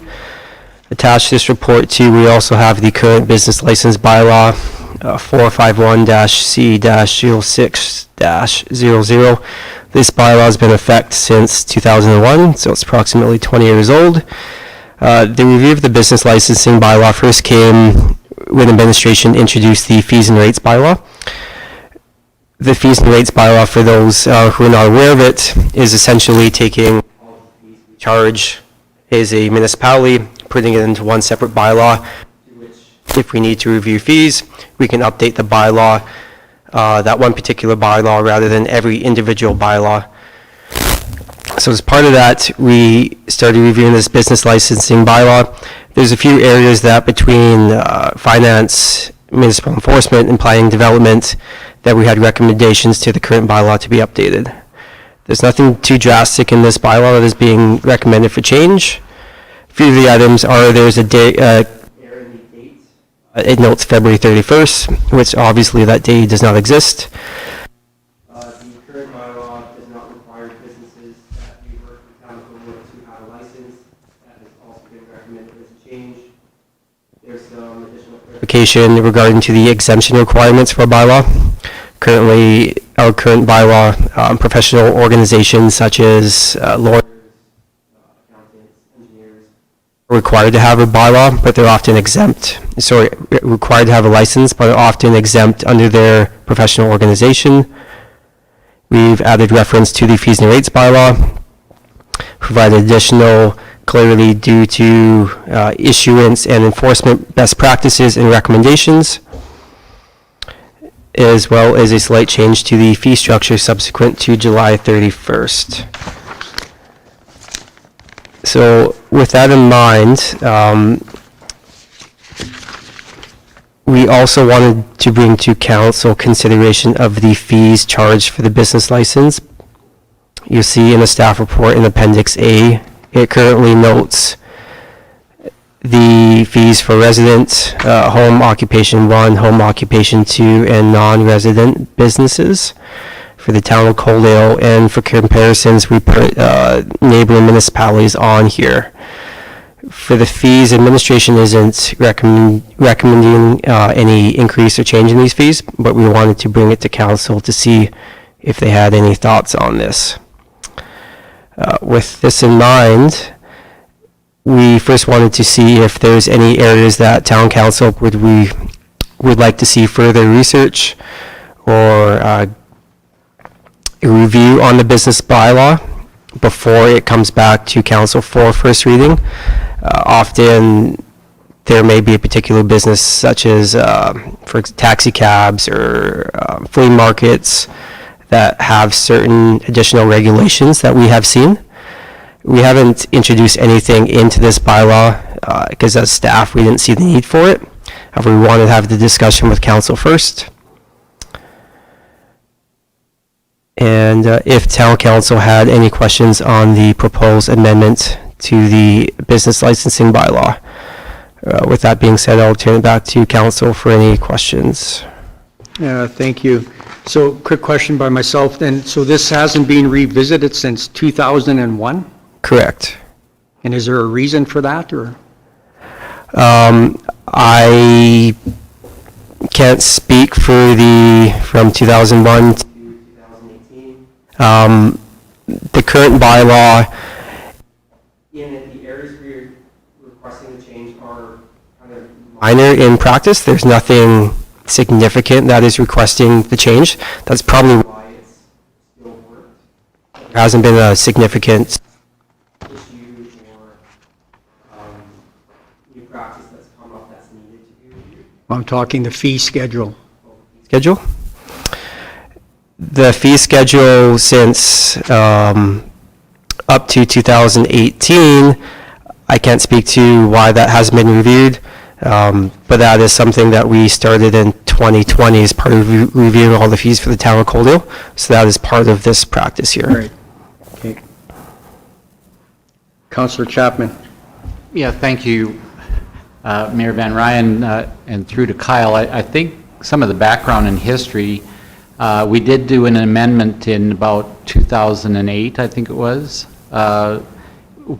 where that amendment was more of in the reciprocal license area. So what we wanted to do is kind of do a regional licensing program where somebody who lived outside of Coaldale or within Coaldale but wanted to do business in another municipality had a reciprocal agreement, so they weren't having to pay, triple or quadruple for all the work they were doing in each of the municipalities. The only problem is that the county doesn't charge a business license fee at all, which is somewhat problematic when there's a lot of trades that do fairly good businesses on their premises, but then they bring business, but consequently they do bring business into Coaldale and then have to buy a business license within the town. But that had been the only one, and I think the only reason we didn't want to increase rates was mainly because we wanted to ensure that particularly in the trades area, that people aren't trying to sneak into town to do business, because a rate might be higher. Like the city of Lethbridge has substantially high rates compared to anybody else.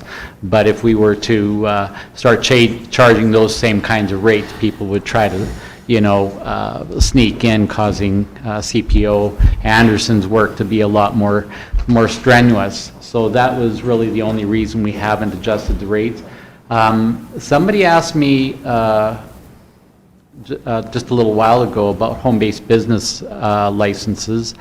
And that being is that in today's age, particularly since COVID, that there's a lot more work being done at home, especially with the internet, and how that people do transaction and do business online, and there's no way for any of us to track it because we don't see vehicles, pulling in front of the house or that sort of a thing. So it'd be fun, it'd be nice to do some research into that and see if there is capacity to understand better about that market. But in the meantime, I think this is what you've got here before us is about as good as it gets, I think. Oh, sorry. Go ahead. Just to comment on the first part about the agreement between the neighboring municipalities, yeah. We did stumble upon that upon review of this bylaw. From what we could tell, that agreement has actually been expired for 2 or 3 years. Go ahead. And it's come up probably once or twice that I'm aware of in the past 3 years for businesses trying to use it. In discussion with Mark, it's actually a very time-consuming thing from its staff timing and enforcement to enforce. Because of that agreement already being expired, we haven't recommended it to continue in this bylaw. With it already being expired 3 years out, we haven't made reference to it as a result, but it's good that you brought it up. We can definitely change it. Council has the attitude or the appetite to, but it does create a lot of work from that perspective. And then Mark was going to touch on the home-based businesses. Council last spring directed me to do some research into a problem surrounding one particular business that's been operating out of a garage in Eastview. And it caused me to do some research into home-based businesses, and one of the changes that we are proposing for the bylaw is that the definition of a home-based business be amended so that it includes ancillary actions that support a business which may be licensed elsewhere. So we have exactly what you were speaking about now with COVID and with other things. People may have a business in Lethbridge, but they're operating their business from their home, which is increasing traffic to the home or increasing activities. One particular event that we were investigating was the fellow who was using his garage at home to repair all of his commercial equipment and causing a number of complaints that we've had to investigate from an enforcement standpoint. So by adding that type of an amendment to the bylaw, it would then give the town the ability to go in and say, hey, you might be a business in Lethbridge, but you're conducting activities that support that business from this residence, so you need to now go through the application process. At least that gives the town some ability now to govern and ensure that it fits within the community, what type of business activity is taking place there. Okay, thank you. And then, so if we pass first reading this evening and then come back with a updated fee schedule, that brings us into alignment with municipalities in our area, because we're quite a bit cheaper on some of the licensing fees, like 25% cheaper. So go ahead, Councilor Pickering. Thank you, Mr. Mayor Van Ryn. Is there a chance, Kyle, you could break these down, like what is the resident one, the home occupation one, what they entail, like what, as far as licenses? Yeah, you're just referencing like to the... Like you got a resident one, yeah. Yeah, I believe if you look on page 158 of the agenda, 157 to 158. So under, for example, section 2.1F, there is the definition of a home occupation. So home occupation means any occupation, trade, profession, or craft carried out by a person who lives in a residential dwelling where the business is a secondary use of the dwelling and includes any auxiliary activities carried out by the resident on behalf of the business. Further that, down to section J, does have a resident there. And non-residents, I believe,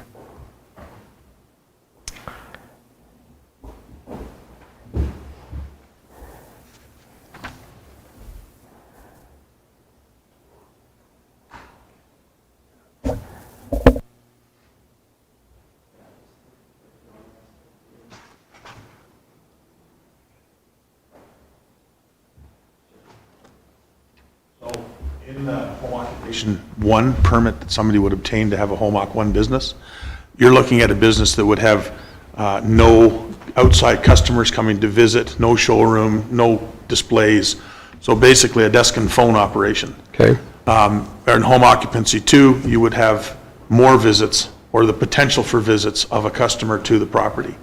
Home occupancy one, you would not have any employees other than a person who would be residing in the home coming to that location to work or to deploy for work. Home occupancy two, you may have something. So it has to do with the degree of involvement of outside forces on the business taking place in the home is really for me as an investigator, that's the way that I would look at those when I'm investigating what's taking place at a residence. and sorry, just to your question, Councillor, on page 161, this was the information I was looking for.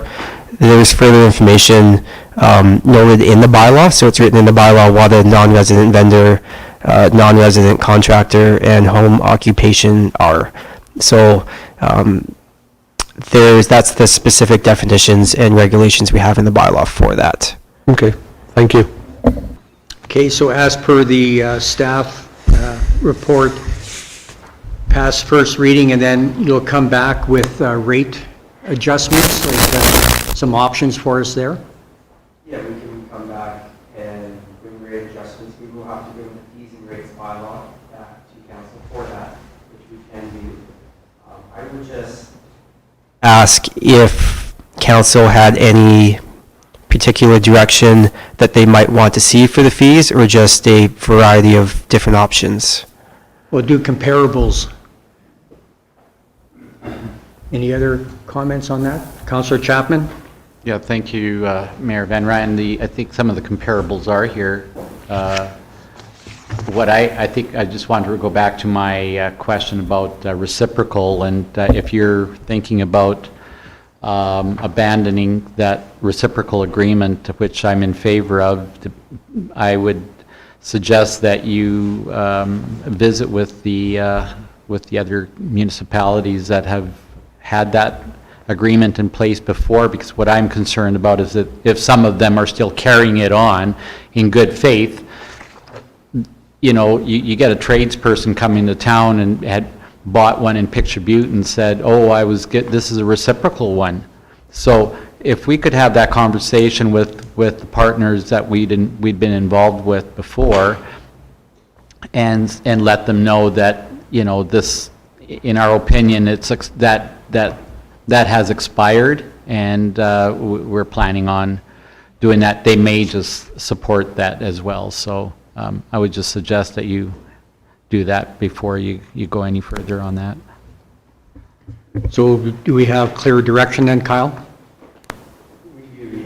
So just to clarify, on page, I think 148 of the agenda, Appendix A, we do have a couple comparatives. So what we can do is we'll take that information and bring it back to council with potential options, either keeping status quo, going up to our neighbors, above and beyond that, or just at our particular neighbors. So we'll have a couple options for council to consider. Appreciate that. Any other, Councillor Beekman? Thank you, Mayor. Through to Kyle. While we're looking at comparables for rates, can we, is there a chance we get comparables for penalties as well? Yes, I can do that as well. Thank you. And then at the beginning of your presentation, there's different disciplines that don't require licensing. That's going to remain the same then, in your view? Correct, yes. In our current bylaw, that doesn't set that they're exempt anyways. When we do issue those licenses, not knowing, they do come back to us anyways and say, we're exempt. Basically, we don't have to pay this, so that will stay the same. Okay, thank you. Okay, so the motion on the floor that I need a sponsor for is that council provide first reading of business license bylaw 834-C-11-21. Councillor Beekman. I'll sponsor that motion. Okay, any further discussion? All those in favor? Carried unanimously. Thank you very much.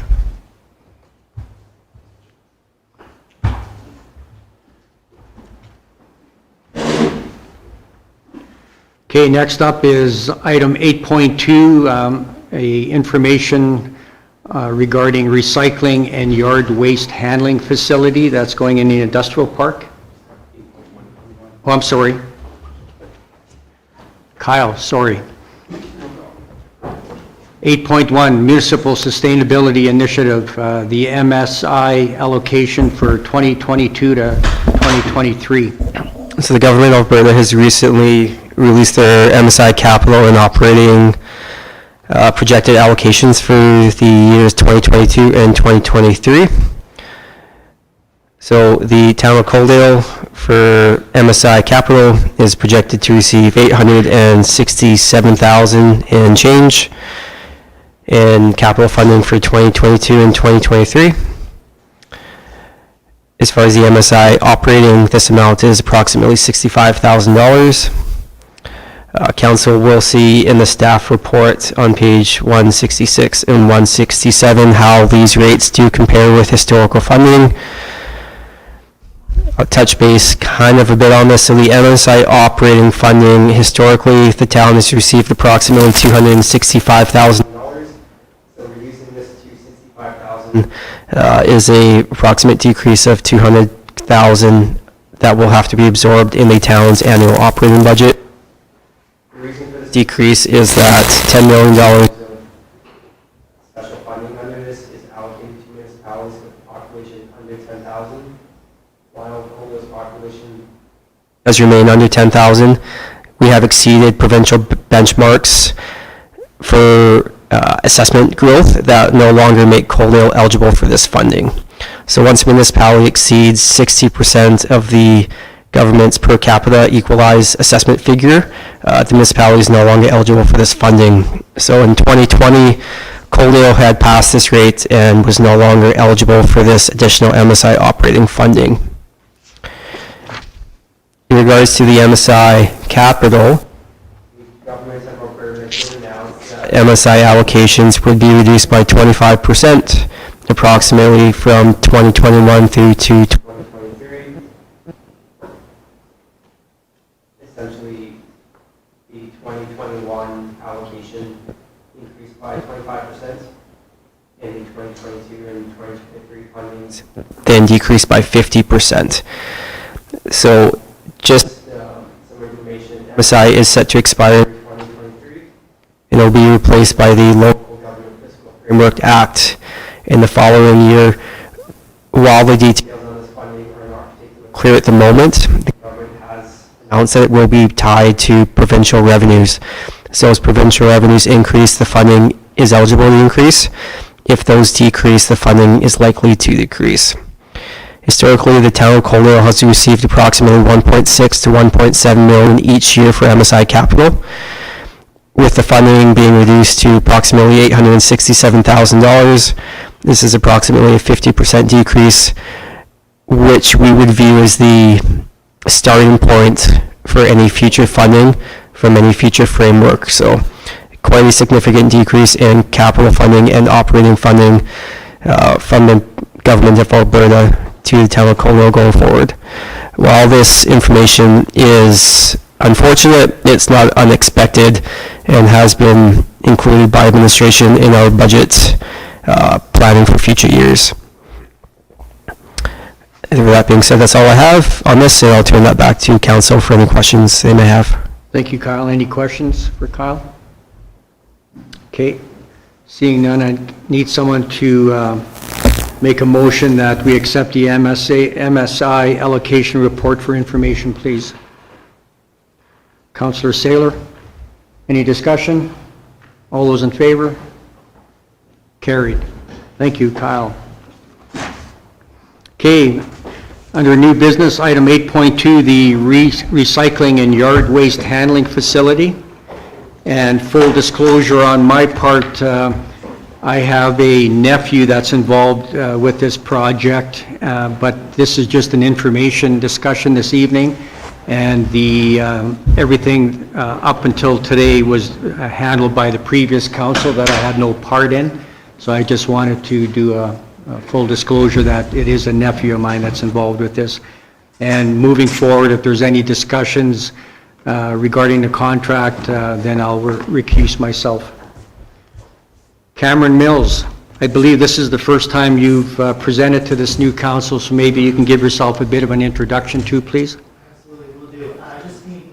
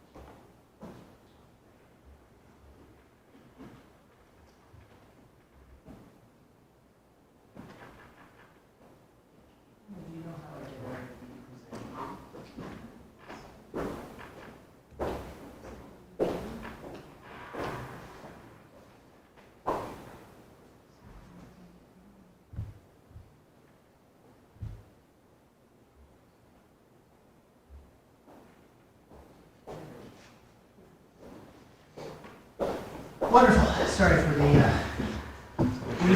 technical work.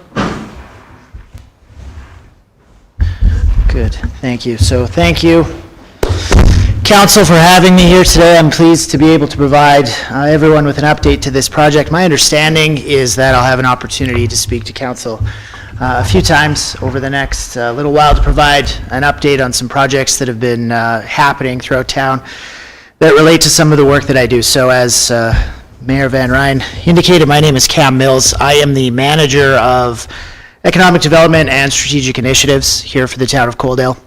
And this particular project is something that I've been working on for a little while that straddles both of those lines a little bit. So refer to it as the Coaldale Recycling and Yard Waste Facility, and I'm pleased to provide this overview to Council this time. Now, I have prepared a staff report that I'm sure Council has an opportunity to peruse, and what I'm going to do today is provide some information that can be used in combination with that to provide a sense of where this project is and some of the benefits for the town. So, taking a look here, I just want to provide an opportunity to look at what it is we're looking at here. So the two images that we see here are some renderings that were prepared by the company that we've been working with, which is a company called 2.0 Limited, and they're proposing to build this facility within the town for the purpose of, among other things, processing the town's recycling waste from our curbside recycling program.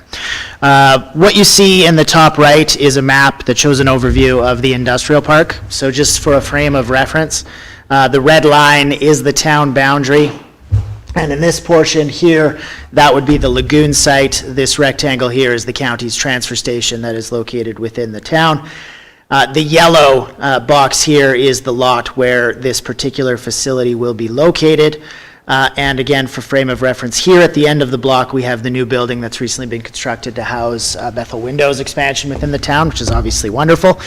And for the rest of the block, the two lots directly to the west of this facility have been sold to Fortis, and Fortis is going to be moving their operation into Coaldale, and they're just in the process of getting development permits in place for construction of a fairly major operation here in town, which is obviously great for any number of reasons.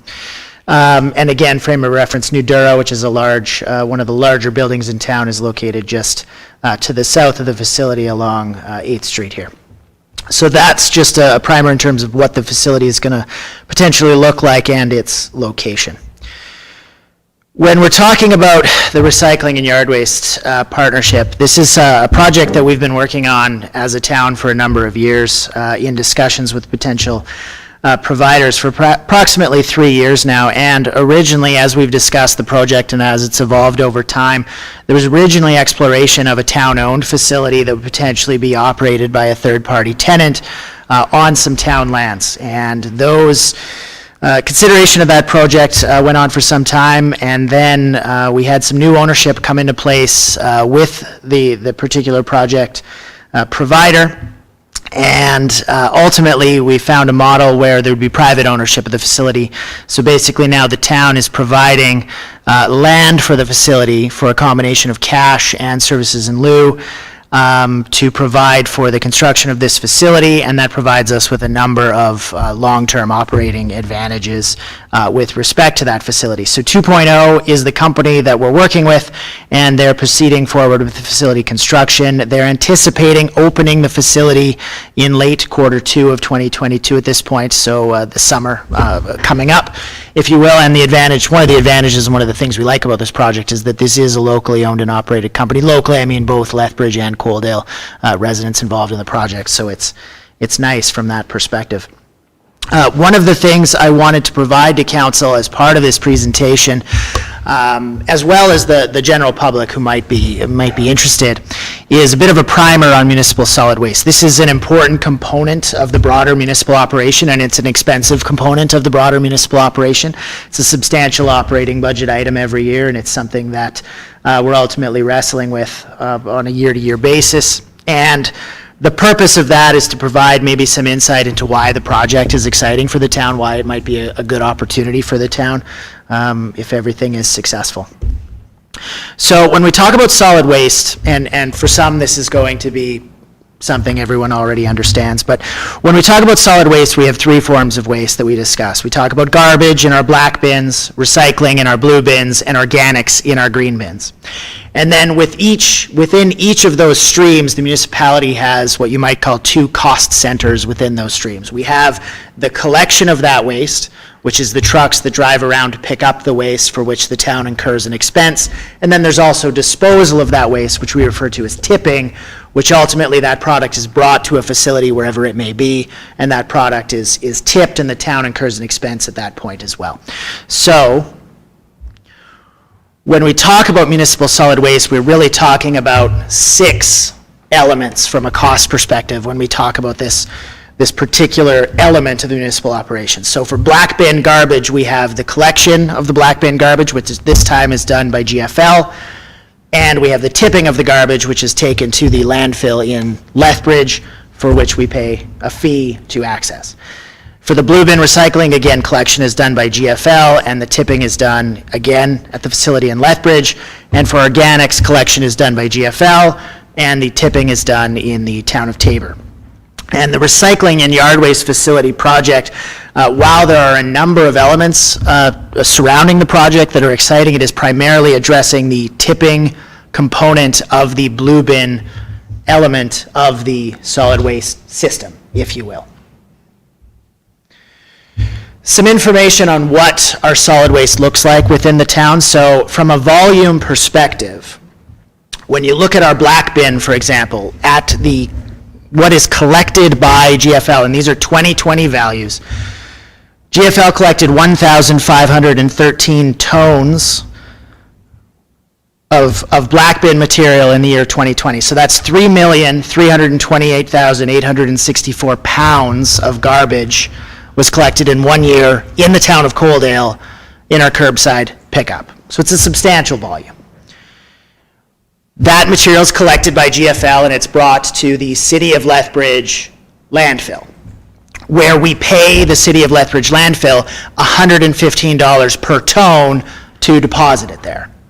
So the tipping portion, not the collection portion, but the tipping portion of the black bin line item, if you will, in 2020 cost $174,000 for the town of Coaldale.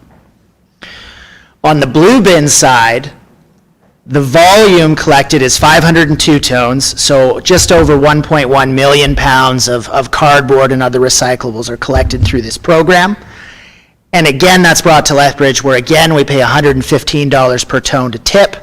So we spent about $55,000 tipping our blue bin in the year 2020. Green bin, 1,136 tons collected, so about 2.5 million pounds of organics collected through this process. The tipping rate for the green bin is lower. It's $53.50, so our cost to tip the green bin in this year was $61,000. So between these three streams for our curbside collection, we've got about $300,000 a year in annual cost strictly on the tipping. That's not inclusive of collection. So that's an expensive item, and it's an important service, but it's not cheap, as I'm sure everyone in council can appreciate.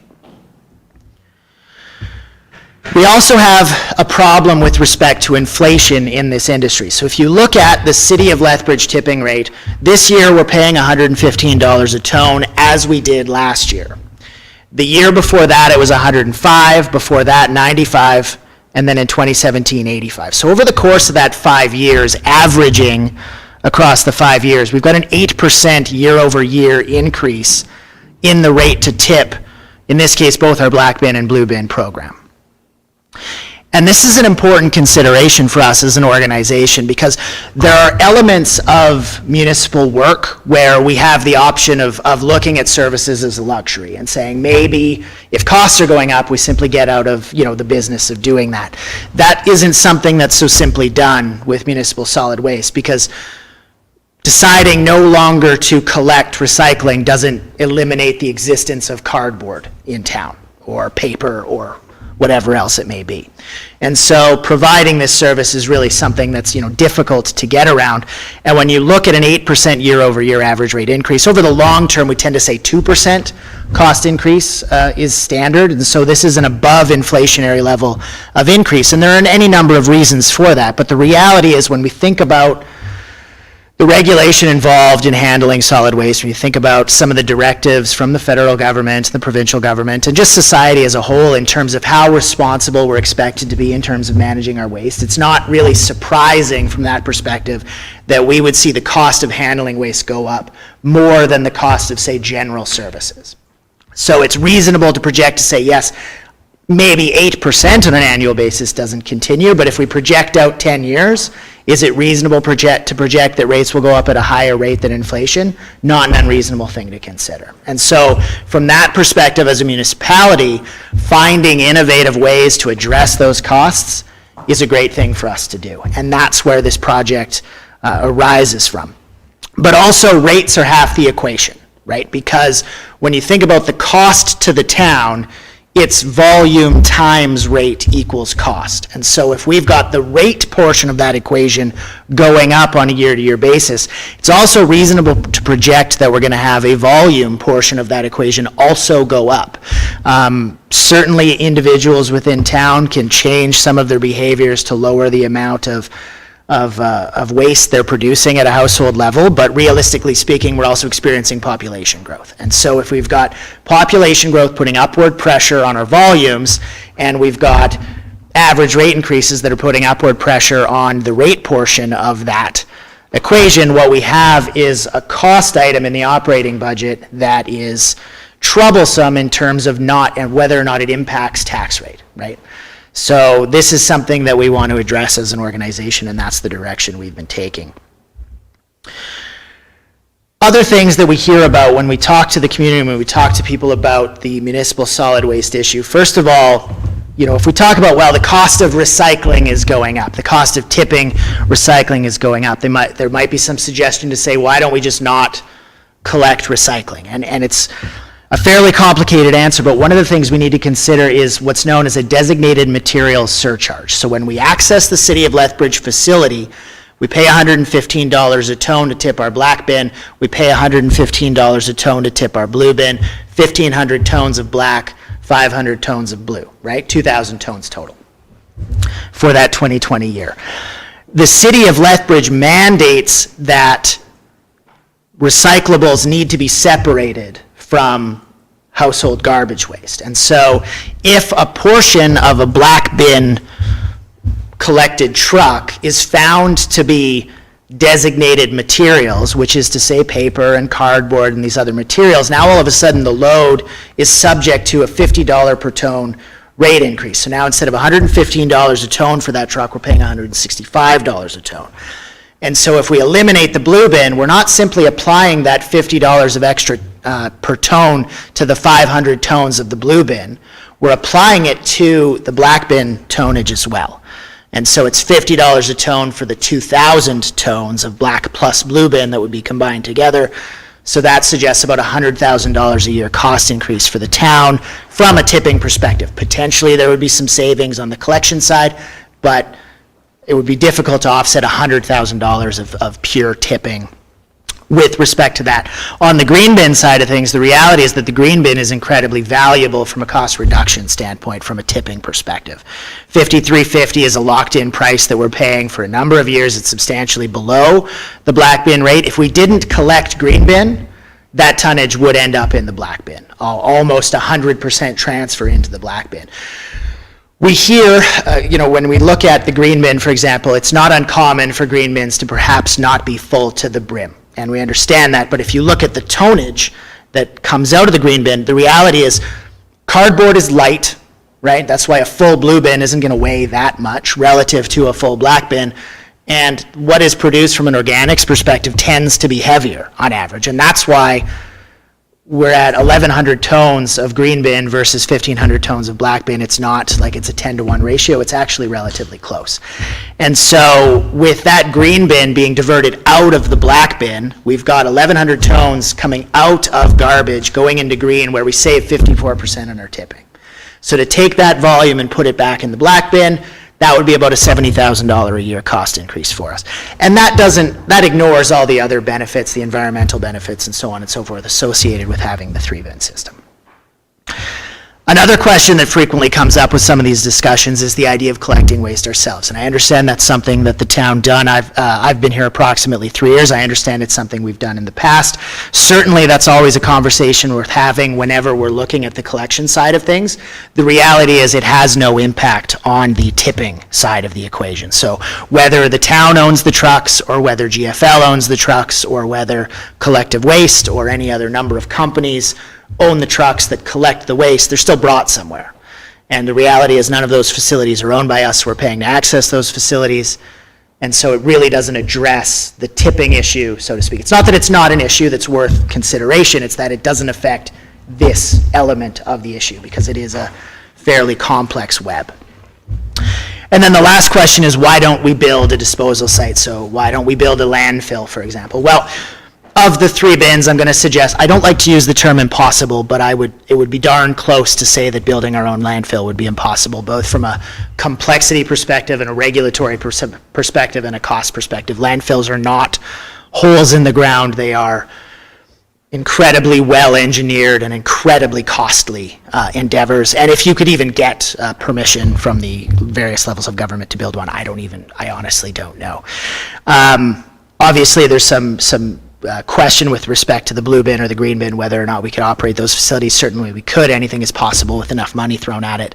But it is not, none of those would be a cheap endeavor. So they are of significant, they're significantly costly from a capital perspective. And then there's also the elements of the regulatory elements of all these things associated with waste management. There are lots and lots of rules with respect to how things are processed and how things are managed that we would need to navigate. We would need to bring expertise in-house associated. So there would be new layers of management associated with building these types of facilities, people that have these types of backgrounds. So not only would there be an upfront capital cost associated with getting into this business, but there would be a substantial long-term operating cost as well. So it is complicated and costly, but potentially possible, certainly within certain elements of that. So moving back over to what we're talking about, which is the opportunity that we're moving forward with 2.0. The deal provides for key improvements to municipal operations in 3 categories: recycling, yard waste, and green energy. And then there are 2 other benefits, sort of more on the economic development side, if you will, which is to say the advantage of private investment in this type of facility is that it is exactly that. It is a private facility, privately owned, which means that it's paying property tax, so we can expect property tax generation of however many thousands a year that will be, but it won't be insignificant. It is a fairly sizable facility. And then there's also the job creation aspect, which is obviously a win. It will create a number of jobs of varying levels in the town, opportunities for our residents to enjoy those positions, which is wonderful. Taking a look at these 3 municipal operations categories, though, the recycling element of the project is perhaps the focal point. And it provides for a number of advantages for the town. So the way the deal is put together is that we have an opportunity for savings on our blue bin that is tied to a discount relative to the market. So it's tied to a discount relative to either the City of Lethbridge's fee structure or the broader operations fee structure, the lowest value that they're charging third-party clients for their business. So our fee will be the lowest fee that will be paid by anyone to access the facility. And so we're projecting, so if we're looking at our savings in year 1, that's likely going to save us in the range of $10,000 on that tipping in the first year. That's likely to increase year over year. That's also providing us with expanded capacity for our blue bin service. And so right now, what we can provide in our blue bin service is limited to what the City of Lethbridge facility will take. The nature of this operation is that they're going to be using the recycling in a different way than the way the City of Lethbridge operation is run, and so they're able to take a broader range of goods. So we can add more to our blue bin program, which could potentially lower our black bin tonnage, which is great. Many of these products aren't necessarily super heavy, so I wouldn't suggest the impact of that will be massive, but it does provide a level of service to our residents in terms of being able to put plastic bags, for example, in the blue bin, or other styrofoam or other things like that.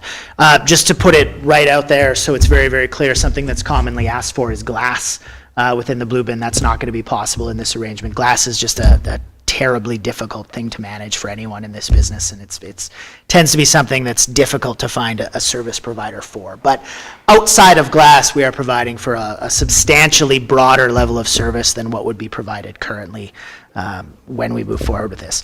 We also have a large load drop-off service that's going to be provided on the site. So previously, we had a site in the industrial park where residents could take large, you buy a refrigerator and you've got the big box, for example, or other types of recycling services. That was costing us about $30,000 a year to run, and that was eliminated a couple of years ago, I believe, as part of when the transition occurred between collection service providers.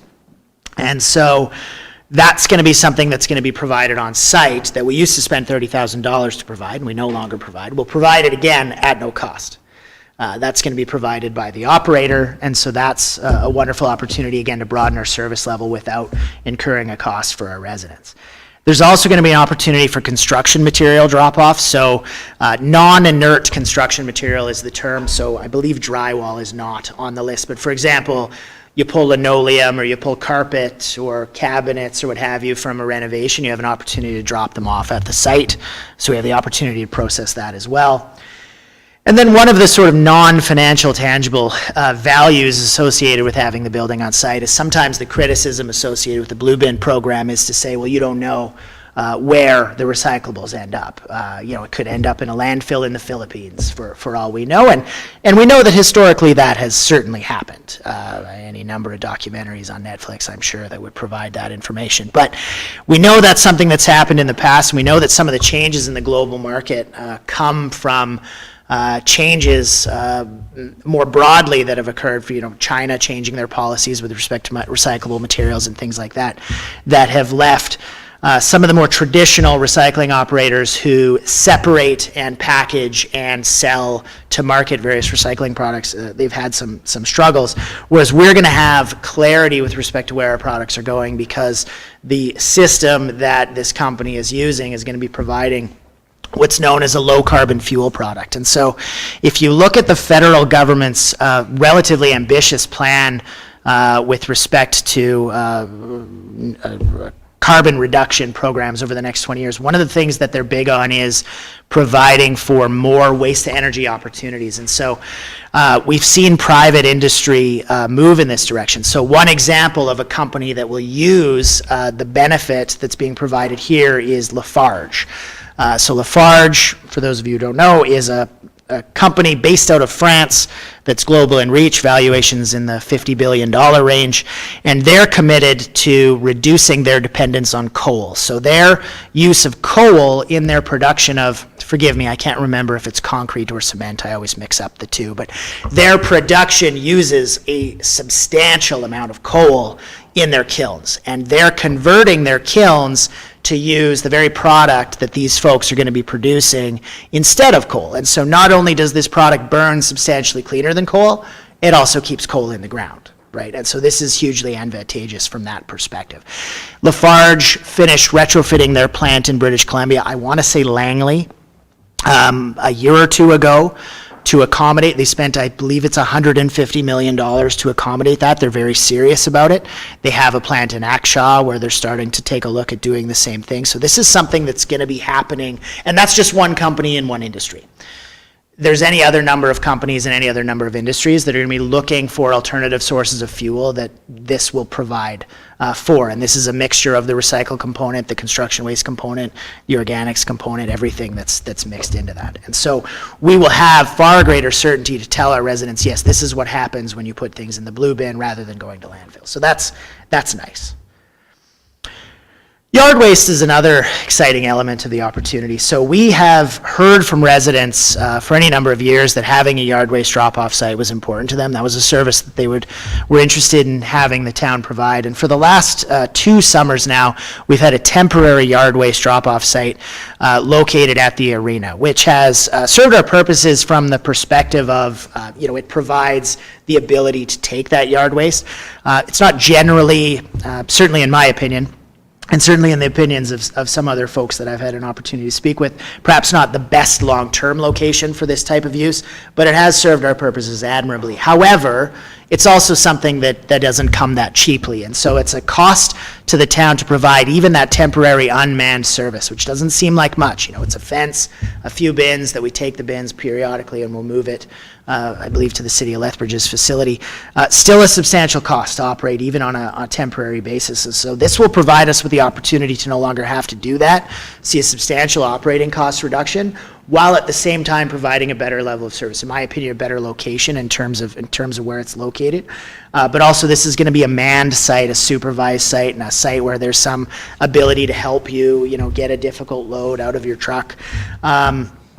And it's also going to be, a site that is potentially open longer hours, right? So it has the potential for year-round access, guarantees weekend availability, things like that. And so this is, again, another one of those things where through the program we have a higher level of service at a lower operating cost moving forward for the town.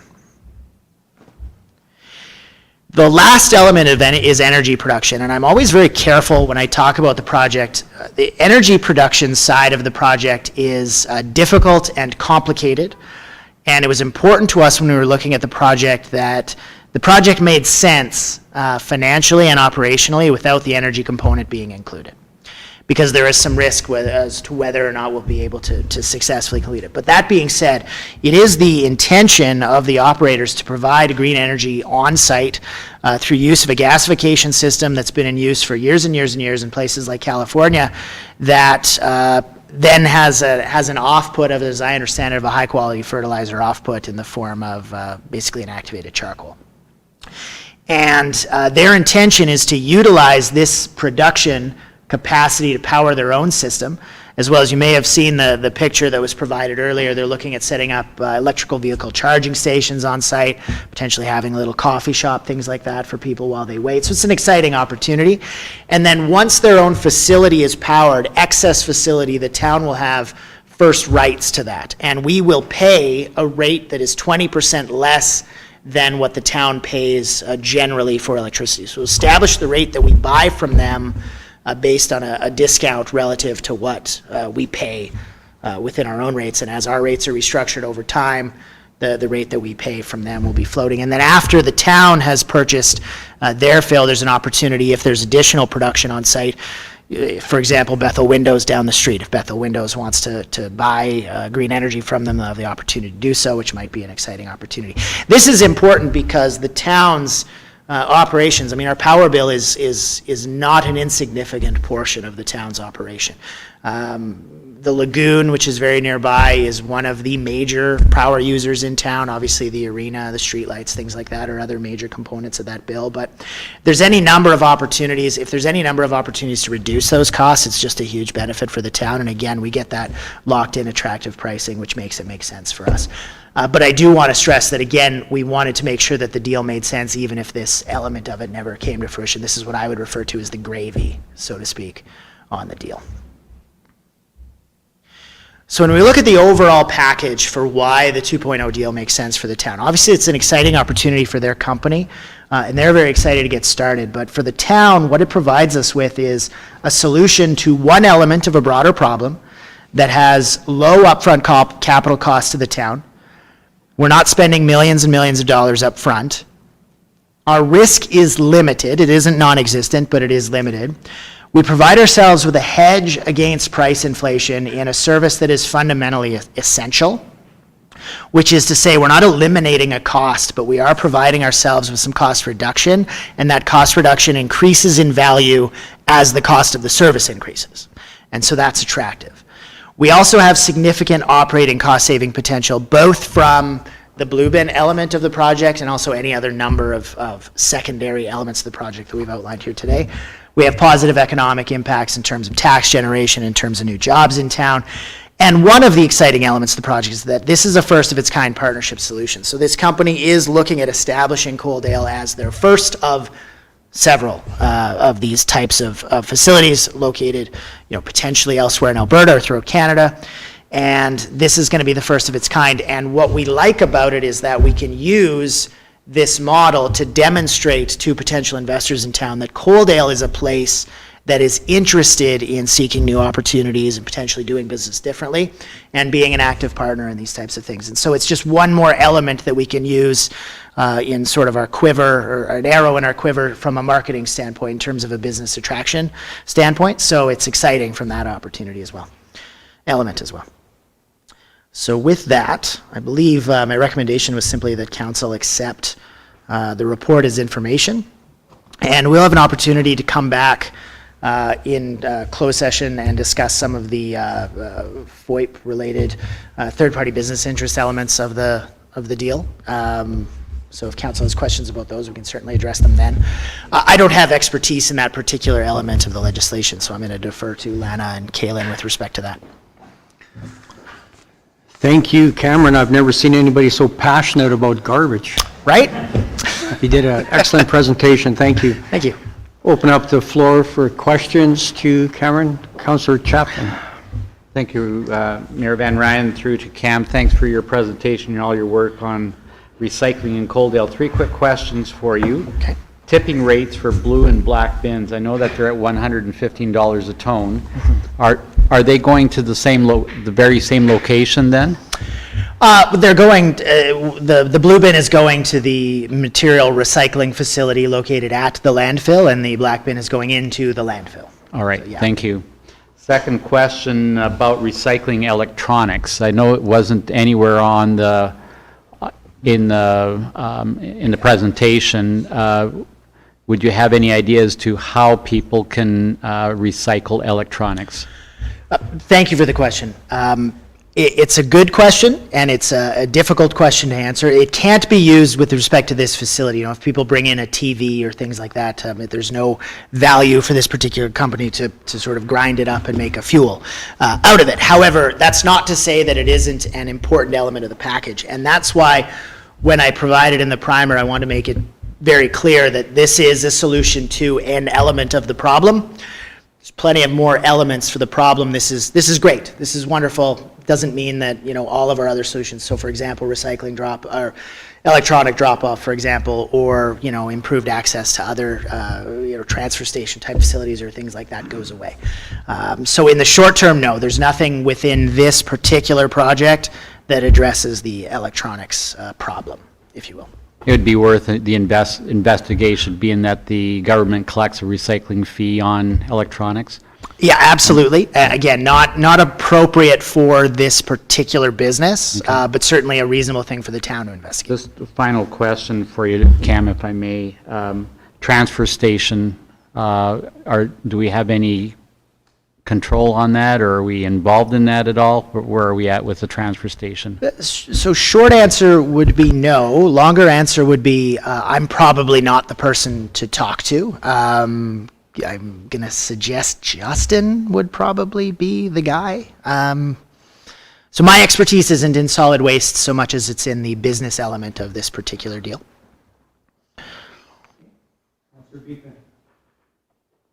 Thank you, Mayor, and thank you for the presentation. I honestly, leading up to this, I had a list of questions. Sure. As we're going, I just kept checkmarking each one that you answered there. So. Wonderful. No, I guess one thing, there was a lot of time spent on tipping, but is there a possibility that we would see a little bit of a reduction in collection fees if we're not transporting our recyclables to Lethbridge, I guess?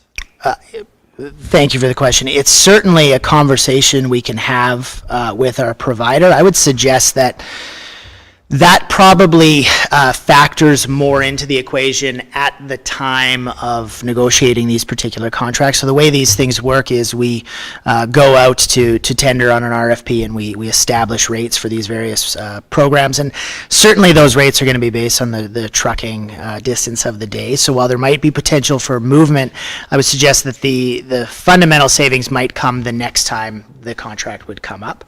Though I wouldn't think that, so previously to the city's facility, our recyclables were actually trucked to, I want to say Coronation, far. What's that? Crossfield, thank you. That's still far. So that was obviously a major expense. The difference between trucking, especially the recycling, which is a fairly light product, between Lethbridge and Coaldale would probably be fairly negligible. But that being said, if we can provide for the opportunity for any sort of cost reduction, we'll of course pursue it. Any further questions?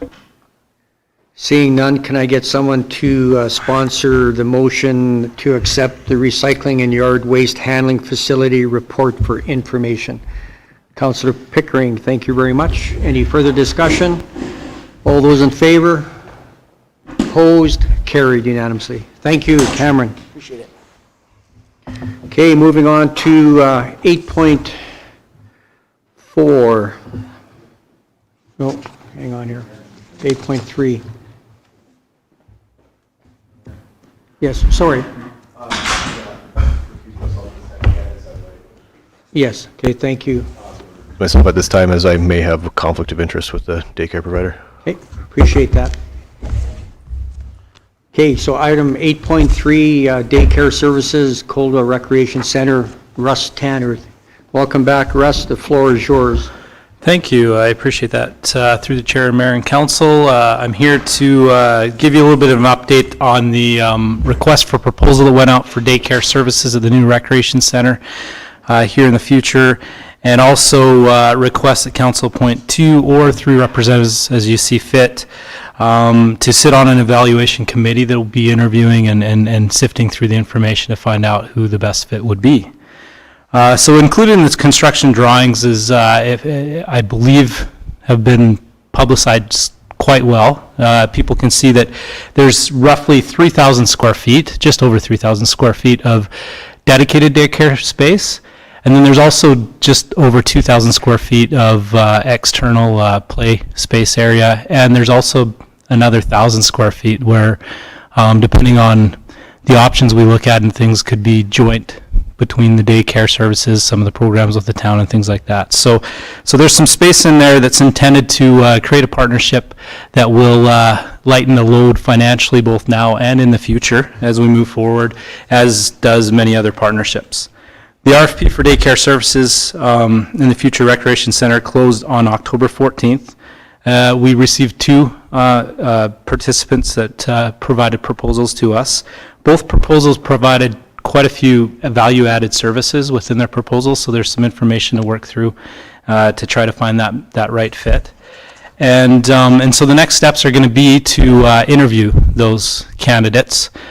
We have set up interviews as early as November 15th at 10:30 and 1. However, we can work with that and we can adapt that if that's needed, depending on who's participating. Administration would like to request that at least 2 councillors participate in the interviewing process. The next step would be to evaluate those and then to report back to council so that council can help make that final decision. There is no hurry to be in, to get this done. So we have the request for proposal allowed some flexibility in that. It's not like your general tender process, it's kind of like we're interviewing the best fit for us to work with type of situation. There's no major hurry. However, the reason we're doing it this far ahead of time is because there will be tenant improvement options for them as they move forward. And so during construction, it's easier to do that now than at a later point in time when things are locked in for them. And then, so what the committee would look like, is what we're proposing anyhow, is the Director of Recreation and Community Services, myself, the Manager of Community Services, which is Cindy Hoffman, who looks after a lot of the programming and programmability, so the value-added services are something that she'll want some input on. And the Manager of Economic Development, who you just met, Cam Mills. and then 1, 2, or if council sees it fit, 3 councilors. And so that's what I'm sitting in front of you for today, and if you have any other questions, let me know. Other than that, administration recommends that council assign 2 or 3 if they see fit members of council to the Recreation Center Daycare Service Committee and accept the remainder of the report as information. Thank you, Russ. Any questions through to Russ regarding this? Councillor Chapman. Mayor, just not too much a question about the makeup of the committee, but just a quick question on your RFP and whether the submissions that you have on your checklist would include being bonded? Yeah, at this point in time, it doesn't. No. Okay. No. Well, not at this point in time. The 2 respondents that provided responses were not that individual that you just mentioned. Thank you. Councillor Pickering.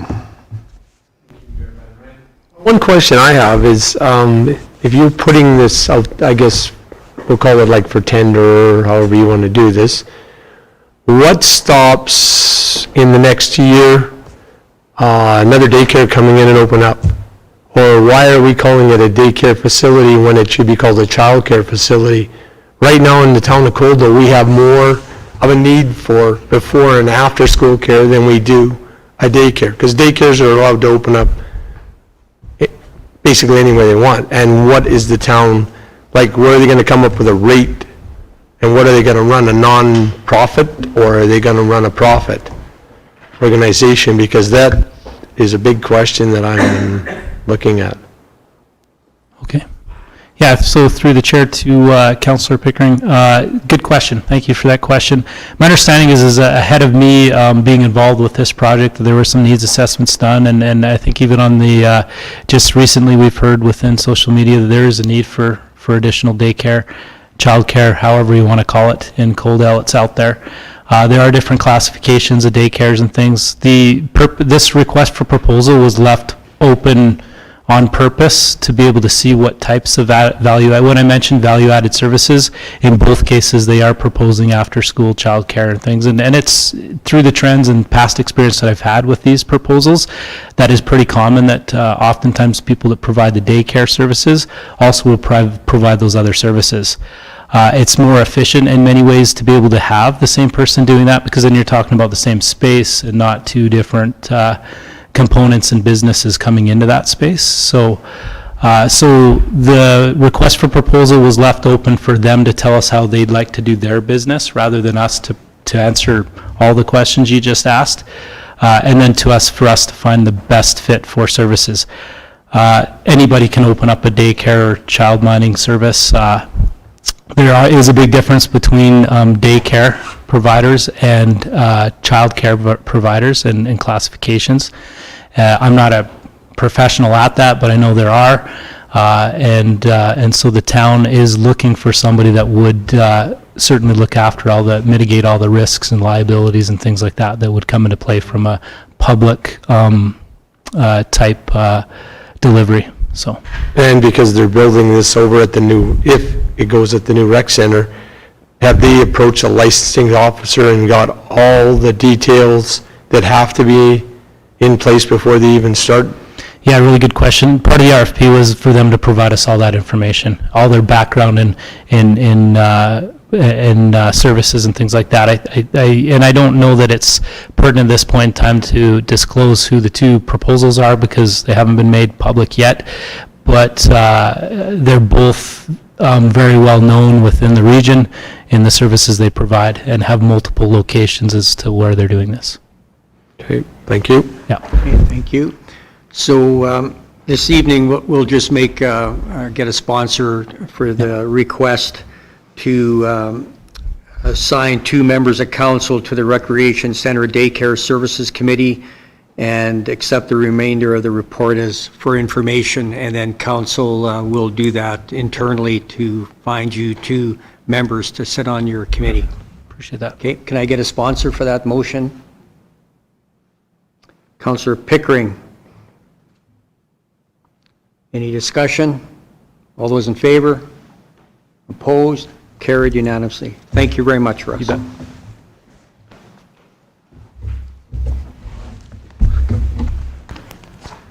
Okay, moving on to item 8.4, school and playground zone signage, and we're going to have CPO Anderson back again to speak on that.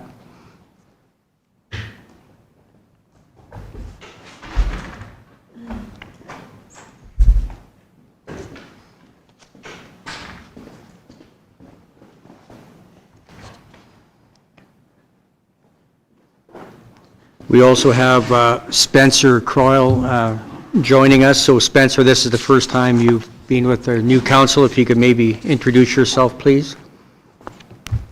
Thank you, Mayor Van Ryn, and good evening to you and council. I think most of you know me. For those of you that don't, my name is Spencer Croyle. I'm the Director of Planning and Development with the Town of Coaldale. Welcome. The floor is yours. Good evening, and thanks for having me back again. You have an agenda, staff report in front of you that I prepared regarding the school and playground zones in the town. Spencer and I have been working on a traffic calming project within the town, trying to address some of the ongoing traffic concerns that we have. One of the concerns that I identified when I got here was how we have signed and designated both school and playground zones throughout the community. The most noticeable thing is that our signage is not consistent within the town from location to location, nor in how we designate certain areas. So we have some schools that are school zones, some schools are playground zones, some schools are a school zone on one side and a playground zone on the other side, and so it creates some confusion for the motoring public. And the one general thing that came to light is that none of the signs, excuse me, other than St. Joseph's School, actually comply with the current provincial regulations for how signs are supposed to be posted within a municipality. So I did a little research for our community as well as some of the other centers around us, and found that most communities now are dropping school zones altogether and having playground zones for all the locations, primarily so that there's less confusion as to when zones are in effect or when zones are not in effect, because it's posted at 7 days a week, and the times, the speeds are clearly marked on every sign. Also, from an enforcement point of view, for people doing the enforcement, we are not bound by having to know when the bell times are for every school, what school days are on and what school days aren't on. And also, one of the observations that I've made personally in the town is that our school zones are used as playground zones when schools aren't in session. And in those times, our kids aren't protected when they're using those playground zones. So it made sense to me to bring forward to council for your deliberation, first of all, making some uniform way of designating playground areas, so making everything a playground zone, so no more school zones, just all playground zones. Also bringing our signage that we have up to current standards for the provincial regulations, and along with that, initiating a public education campaign so that we make people in the town aware of what the changes are going on, seek some of their direction on maybe whether they even want school and playground zones, but in order to make us compliant to upgrade the signs. I did include a picture in the report of what is the common accepted sign that's recognized throughout the province, and it's recognized by the province. Additionally, through this, myself and Terry May with Operations had discussions with Alberta Transportation regarding signage for playgrounds that were on 20th Street at one time that have been removed. Alberta Transportation is on board with us changing the signs so that we make them all uniform, and also with replacing the playground zone on 20th Street, which will alleviate a number of the pressures that we're having along that corridor for the John Davidson School on 20th Street and at the intersection close to Highway 3 and 845. Okay, thank you. Any questions through to Mark? Councillor Saylor. Thanks. I was just curious, so if you did change them all to playground zones, how would that work in the summer? So would they be in effect all summer as well still? Councillor Chapman. Thank you, Mayor Van Ryan. Just two quick questions. One is, I don't want to get into the weeds yet, but because there are a couple places that we could certainly talk about. Sunrise to sunset hours, is that kind of one of your focuses for playground zones? They've standardized them pretty much in most other centers to run from 7:30 in the morning till 9 at night, all year round. All year round, Yeah. okay. And my final question is really, are you looking for public consultation on all these, or you want to get down in black and white stuff? My choice would be get down to black and white so that we bring it in compliance and we have some consistency. But at the same time, I would like to do community engagement to let them know what's going on and why we're doing this, so that they're on board as well. And then finally, it would be just more about enforcement. It'll help with your enforcement side of things. Yes, it will. Okay, thank you. And just timeline again for when Terry orders everything, how long will this whole process take? When Terry and I discussed it, we're looking at a cost outlay of less than $10,000 for all the signs we need, and it would be a project that we would undertake in the spring now. Okay. Councillor Pickering. Thank you, Mayor Van Ryn. So right now, you're telling me that the sign would be in effect from what time again? 7:30 in the morning until 9 at night. However, council has the authority and the legislated ability to set the times that you want those playgrounds in effect. So we're basically after 5:30, it would be dark here. We're going to be running a playground zone in the dark? At certain times of year, yeah. Yeah, so I find that a little bit, I mean, that's really going to congest traffic in this town, because everywhere you travel, it's pretty well got a playground or a school zone. I'd leave that to your consideration then. Yeah, absolutely. Yeah, okay. It's standard in the province, so what you're proposing then, right? Yes. Okay. Any further questions? Okay, can I get someone to make a motion? There's a couple of options. We can ask for more information, option one. Option two, we can go ahead as presented to authorize school zone, playground zone, standardized signage in line with provincial requirements, or we can choose not to take any action. Councillor Beekman. Motion for option number 2. I feel at the very least we need to get our signage up to date, so.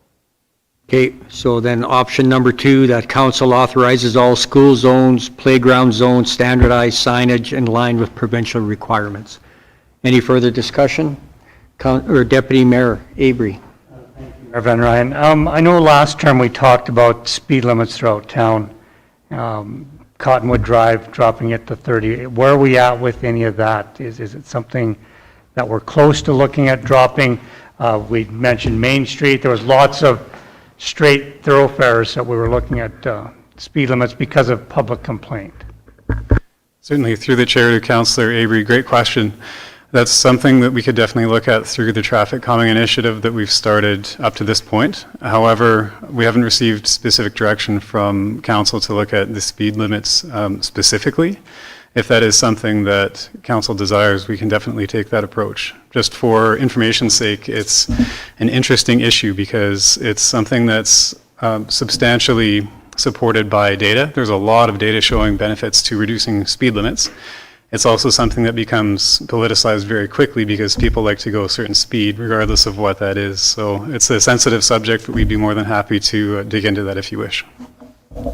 Okay, thank you.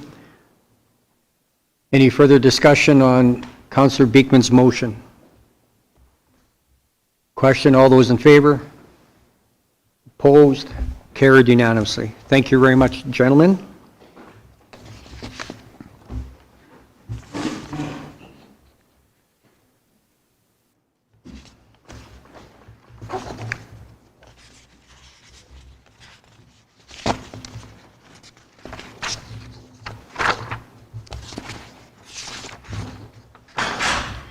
Okay, moving on to correspondence. 11.1, we have a letter from Cindy Nyrose, 11.2, Colin Weir. So 11.1, is there any discussion on that letter?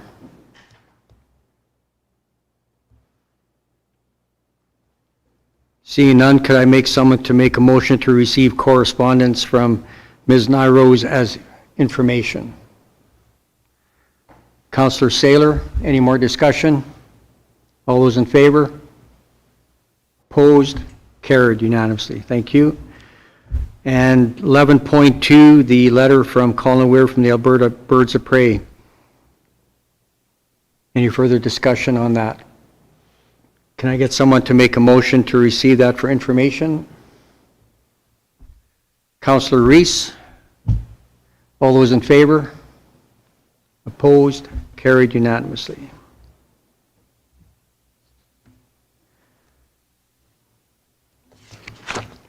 Okay, moving on to information items. 12.1, Municipal Affairs Response regarding the Municipal Accountability Program report. And basically, it just outlines the timelines. And we have to report or give the summary report by October 8th, 2022. Any discussion on that? Can I get someone to make a motion to council receive the MAP report from Municipal Affairs as information? Councillor Beekman, any more discussion? All those in favor? Opposed? Carried unanimously. Thank you.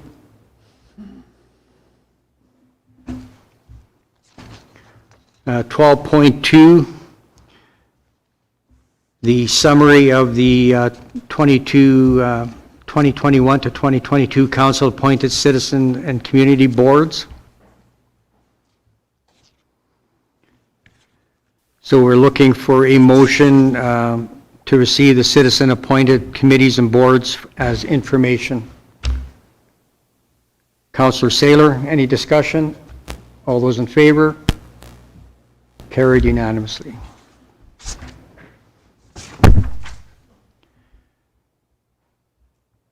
Okay. 12.3, summary of council-appointed committees and boards, 2021 to 2022. Any discussion on that one? Can I get someone to sponsor the motion to receive the council-appointed committees and boards for 2021-2022 as information? Councillor Reese, any more discussion? All those in favor? Carried unanimously.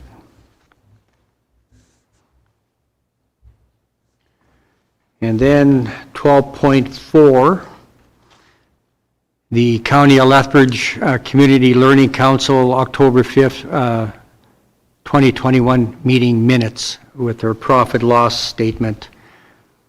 I'll move for acceptance. Okay, so Councillor Chapman, that council received the County of Lethbridge Community Learning Council meeting minutes from October 5th, 2021 as information. Any further discussion? All those in favor? Carried unanimously.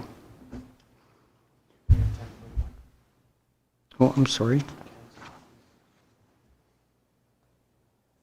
Oh, Councillor Chapman, my apologies. I skipped over your council committee report. You're going to give us a verbal report on family community support services. Thank you, Mayor. I was thinking that maybe you wanted to bypass this one really smoothly and move on. No, We have a no. busy agenda tonight, so I just wanted to quickly update council with the Family Community Support Services here in Coaldale. And of course, it was established 50 years ago, so last year was our 50th anniversary of Baron's Eureka Warner, FCSSS.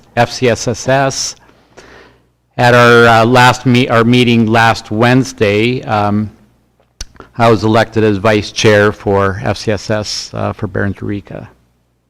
So we are one of the unique boards in Alberta, of which we have 16 municipalities that govern the operations of FCSS. Most other boards are made up of councils, such as the City of Lethbridge. They act as the governing board for FCSS, whereas we have a separate governing board. Since the inception in 1966, FCSS is one of the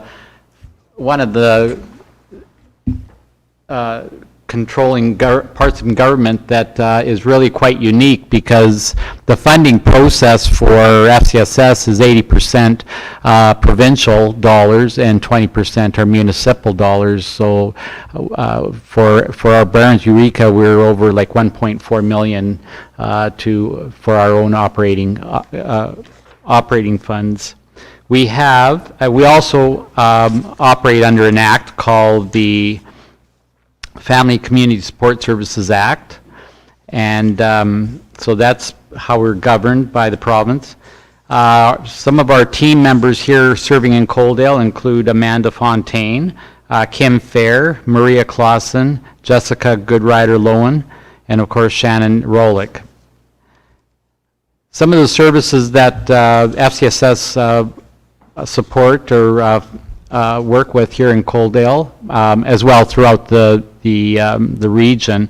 And the region is made up of, as I said, 16 municipalities, all the way from Coots all the way up to Barons, included Lethbridge County, County of Warner, Coots, Milk River, MD of Tabor, Nobleford, Picture Butte, Raymond, Sterling, Tabor, and Vauxhall, of course. We have a counseling support services program, so people can call in about their issues or needs. We have parent support services, so if people are feeling stressed or running out of ideas to keep your kids busy, struggling with talking with your child and how to reassure your child and so on.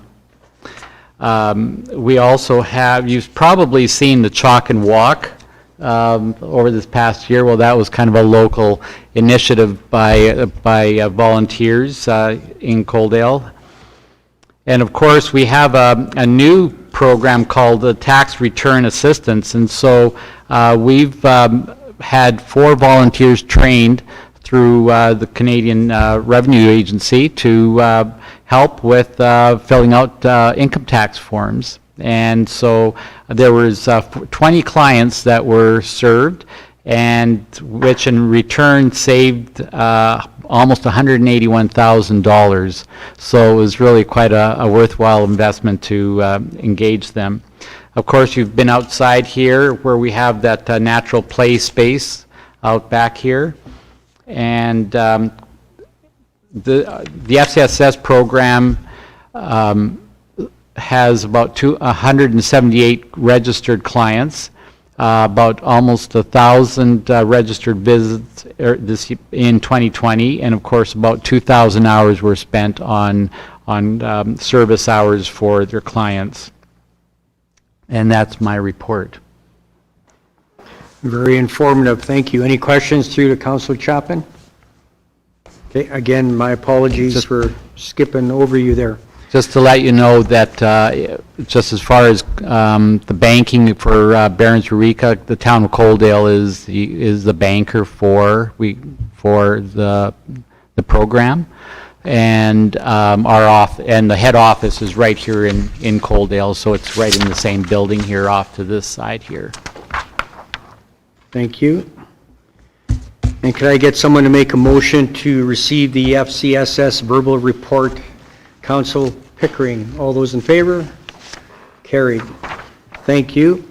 And so I'm going to, the open portion of the meeting is complete now, so council moved to go into a closed session at 8:01 p.m. in accordance with Section 197-2 of the Municipal Government Act to discuss matters exempt from disclosure for items 13.1, subject to FOIP, Sections 21, 22, 23, and 24, intergovernment relations, and item 13.2, subject to FOIP, Section 17, third-party personal privacy, and item 13.3, subject to FOIP, Section 16, third-party business interests, and item 13.4, subject to FOIP, Sections 16 and 17, third-party personal privacy and business interests.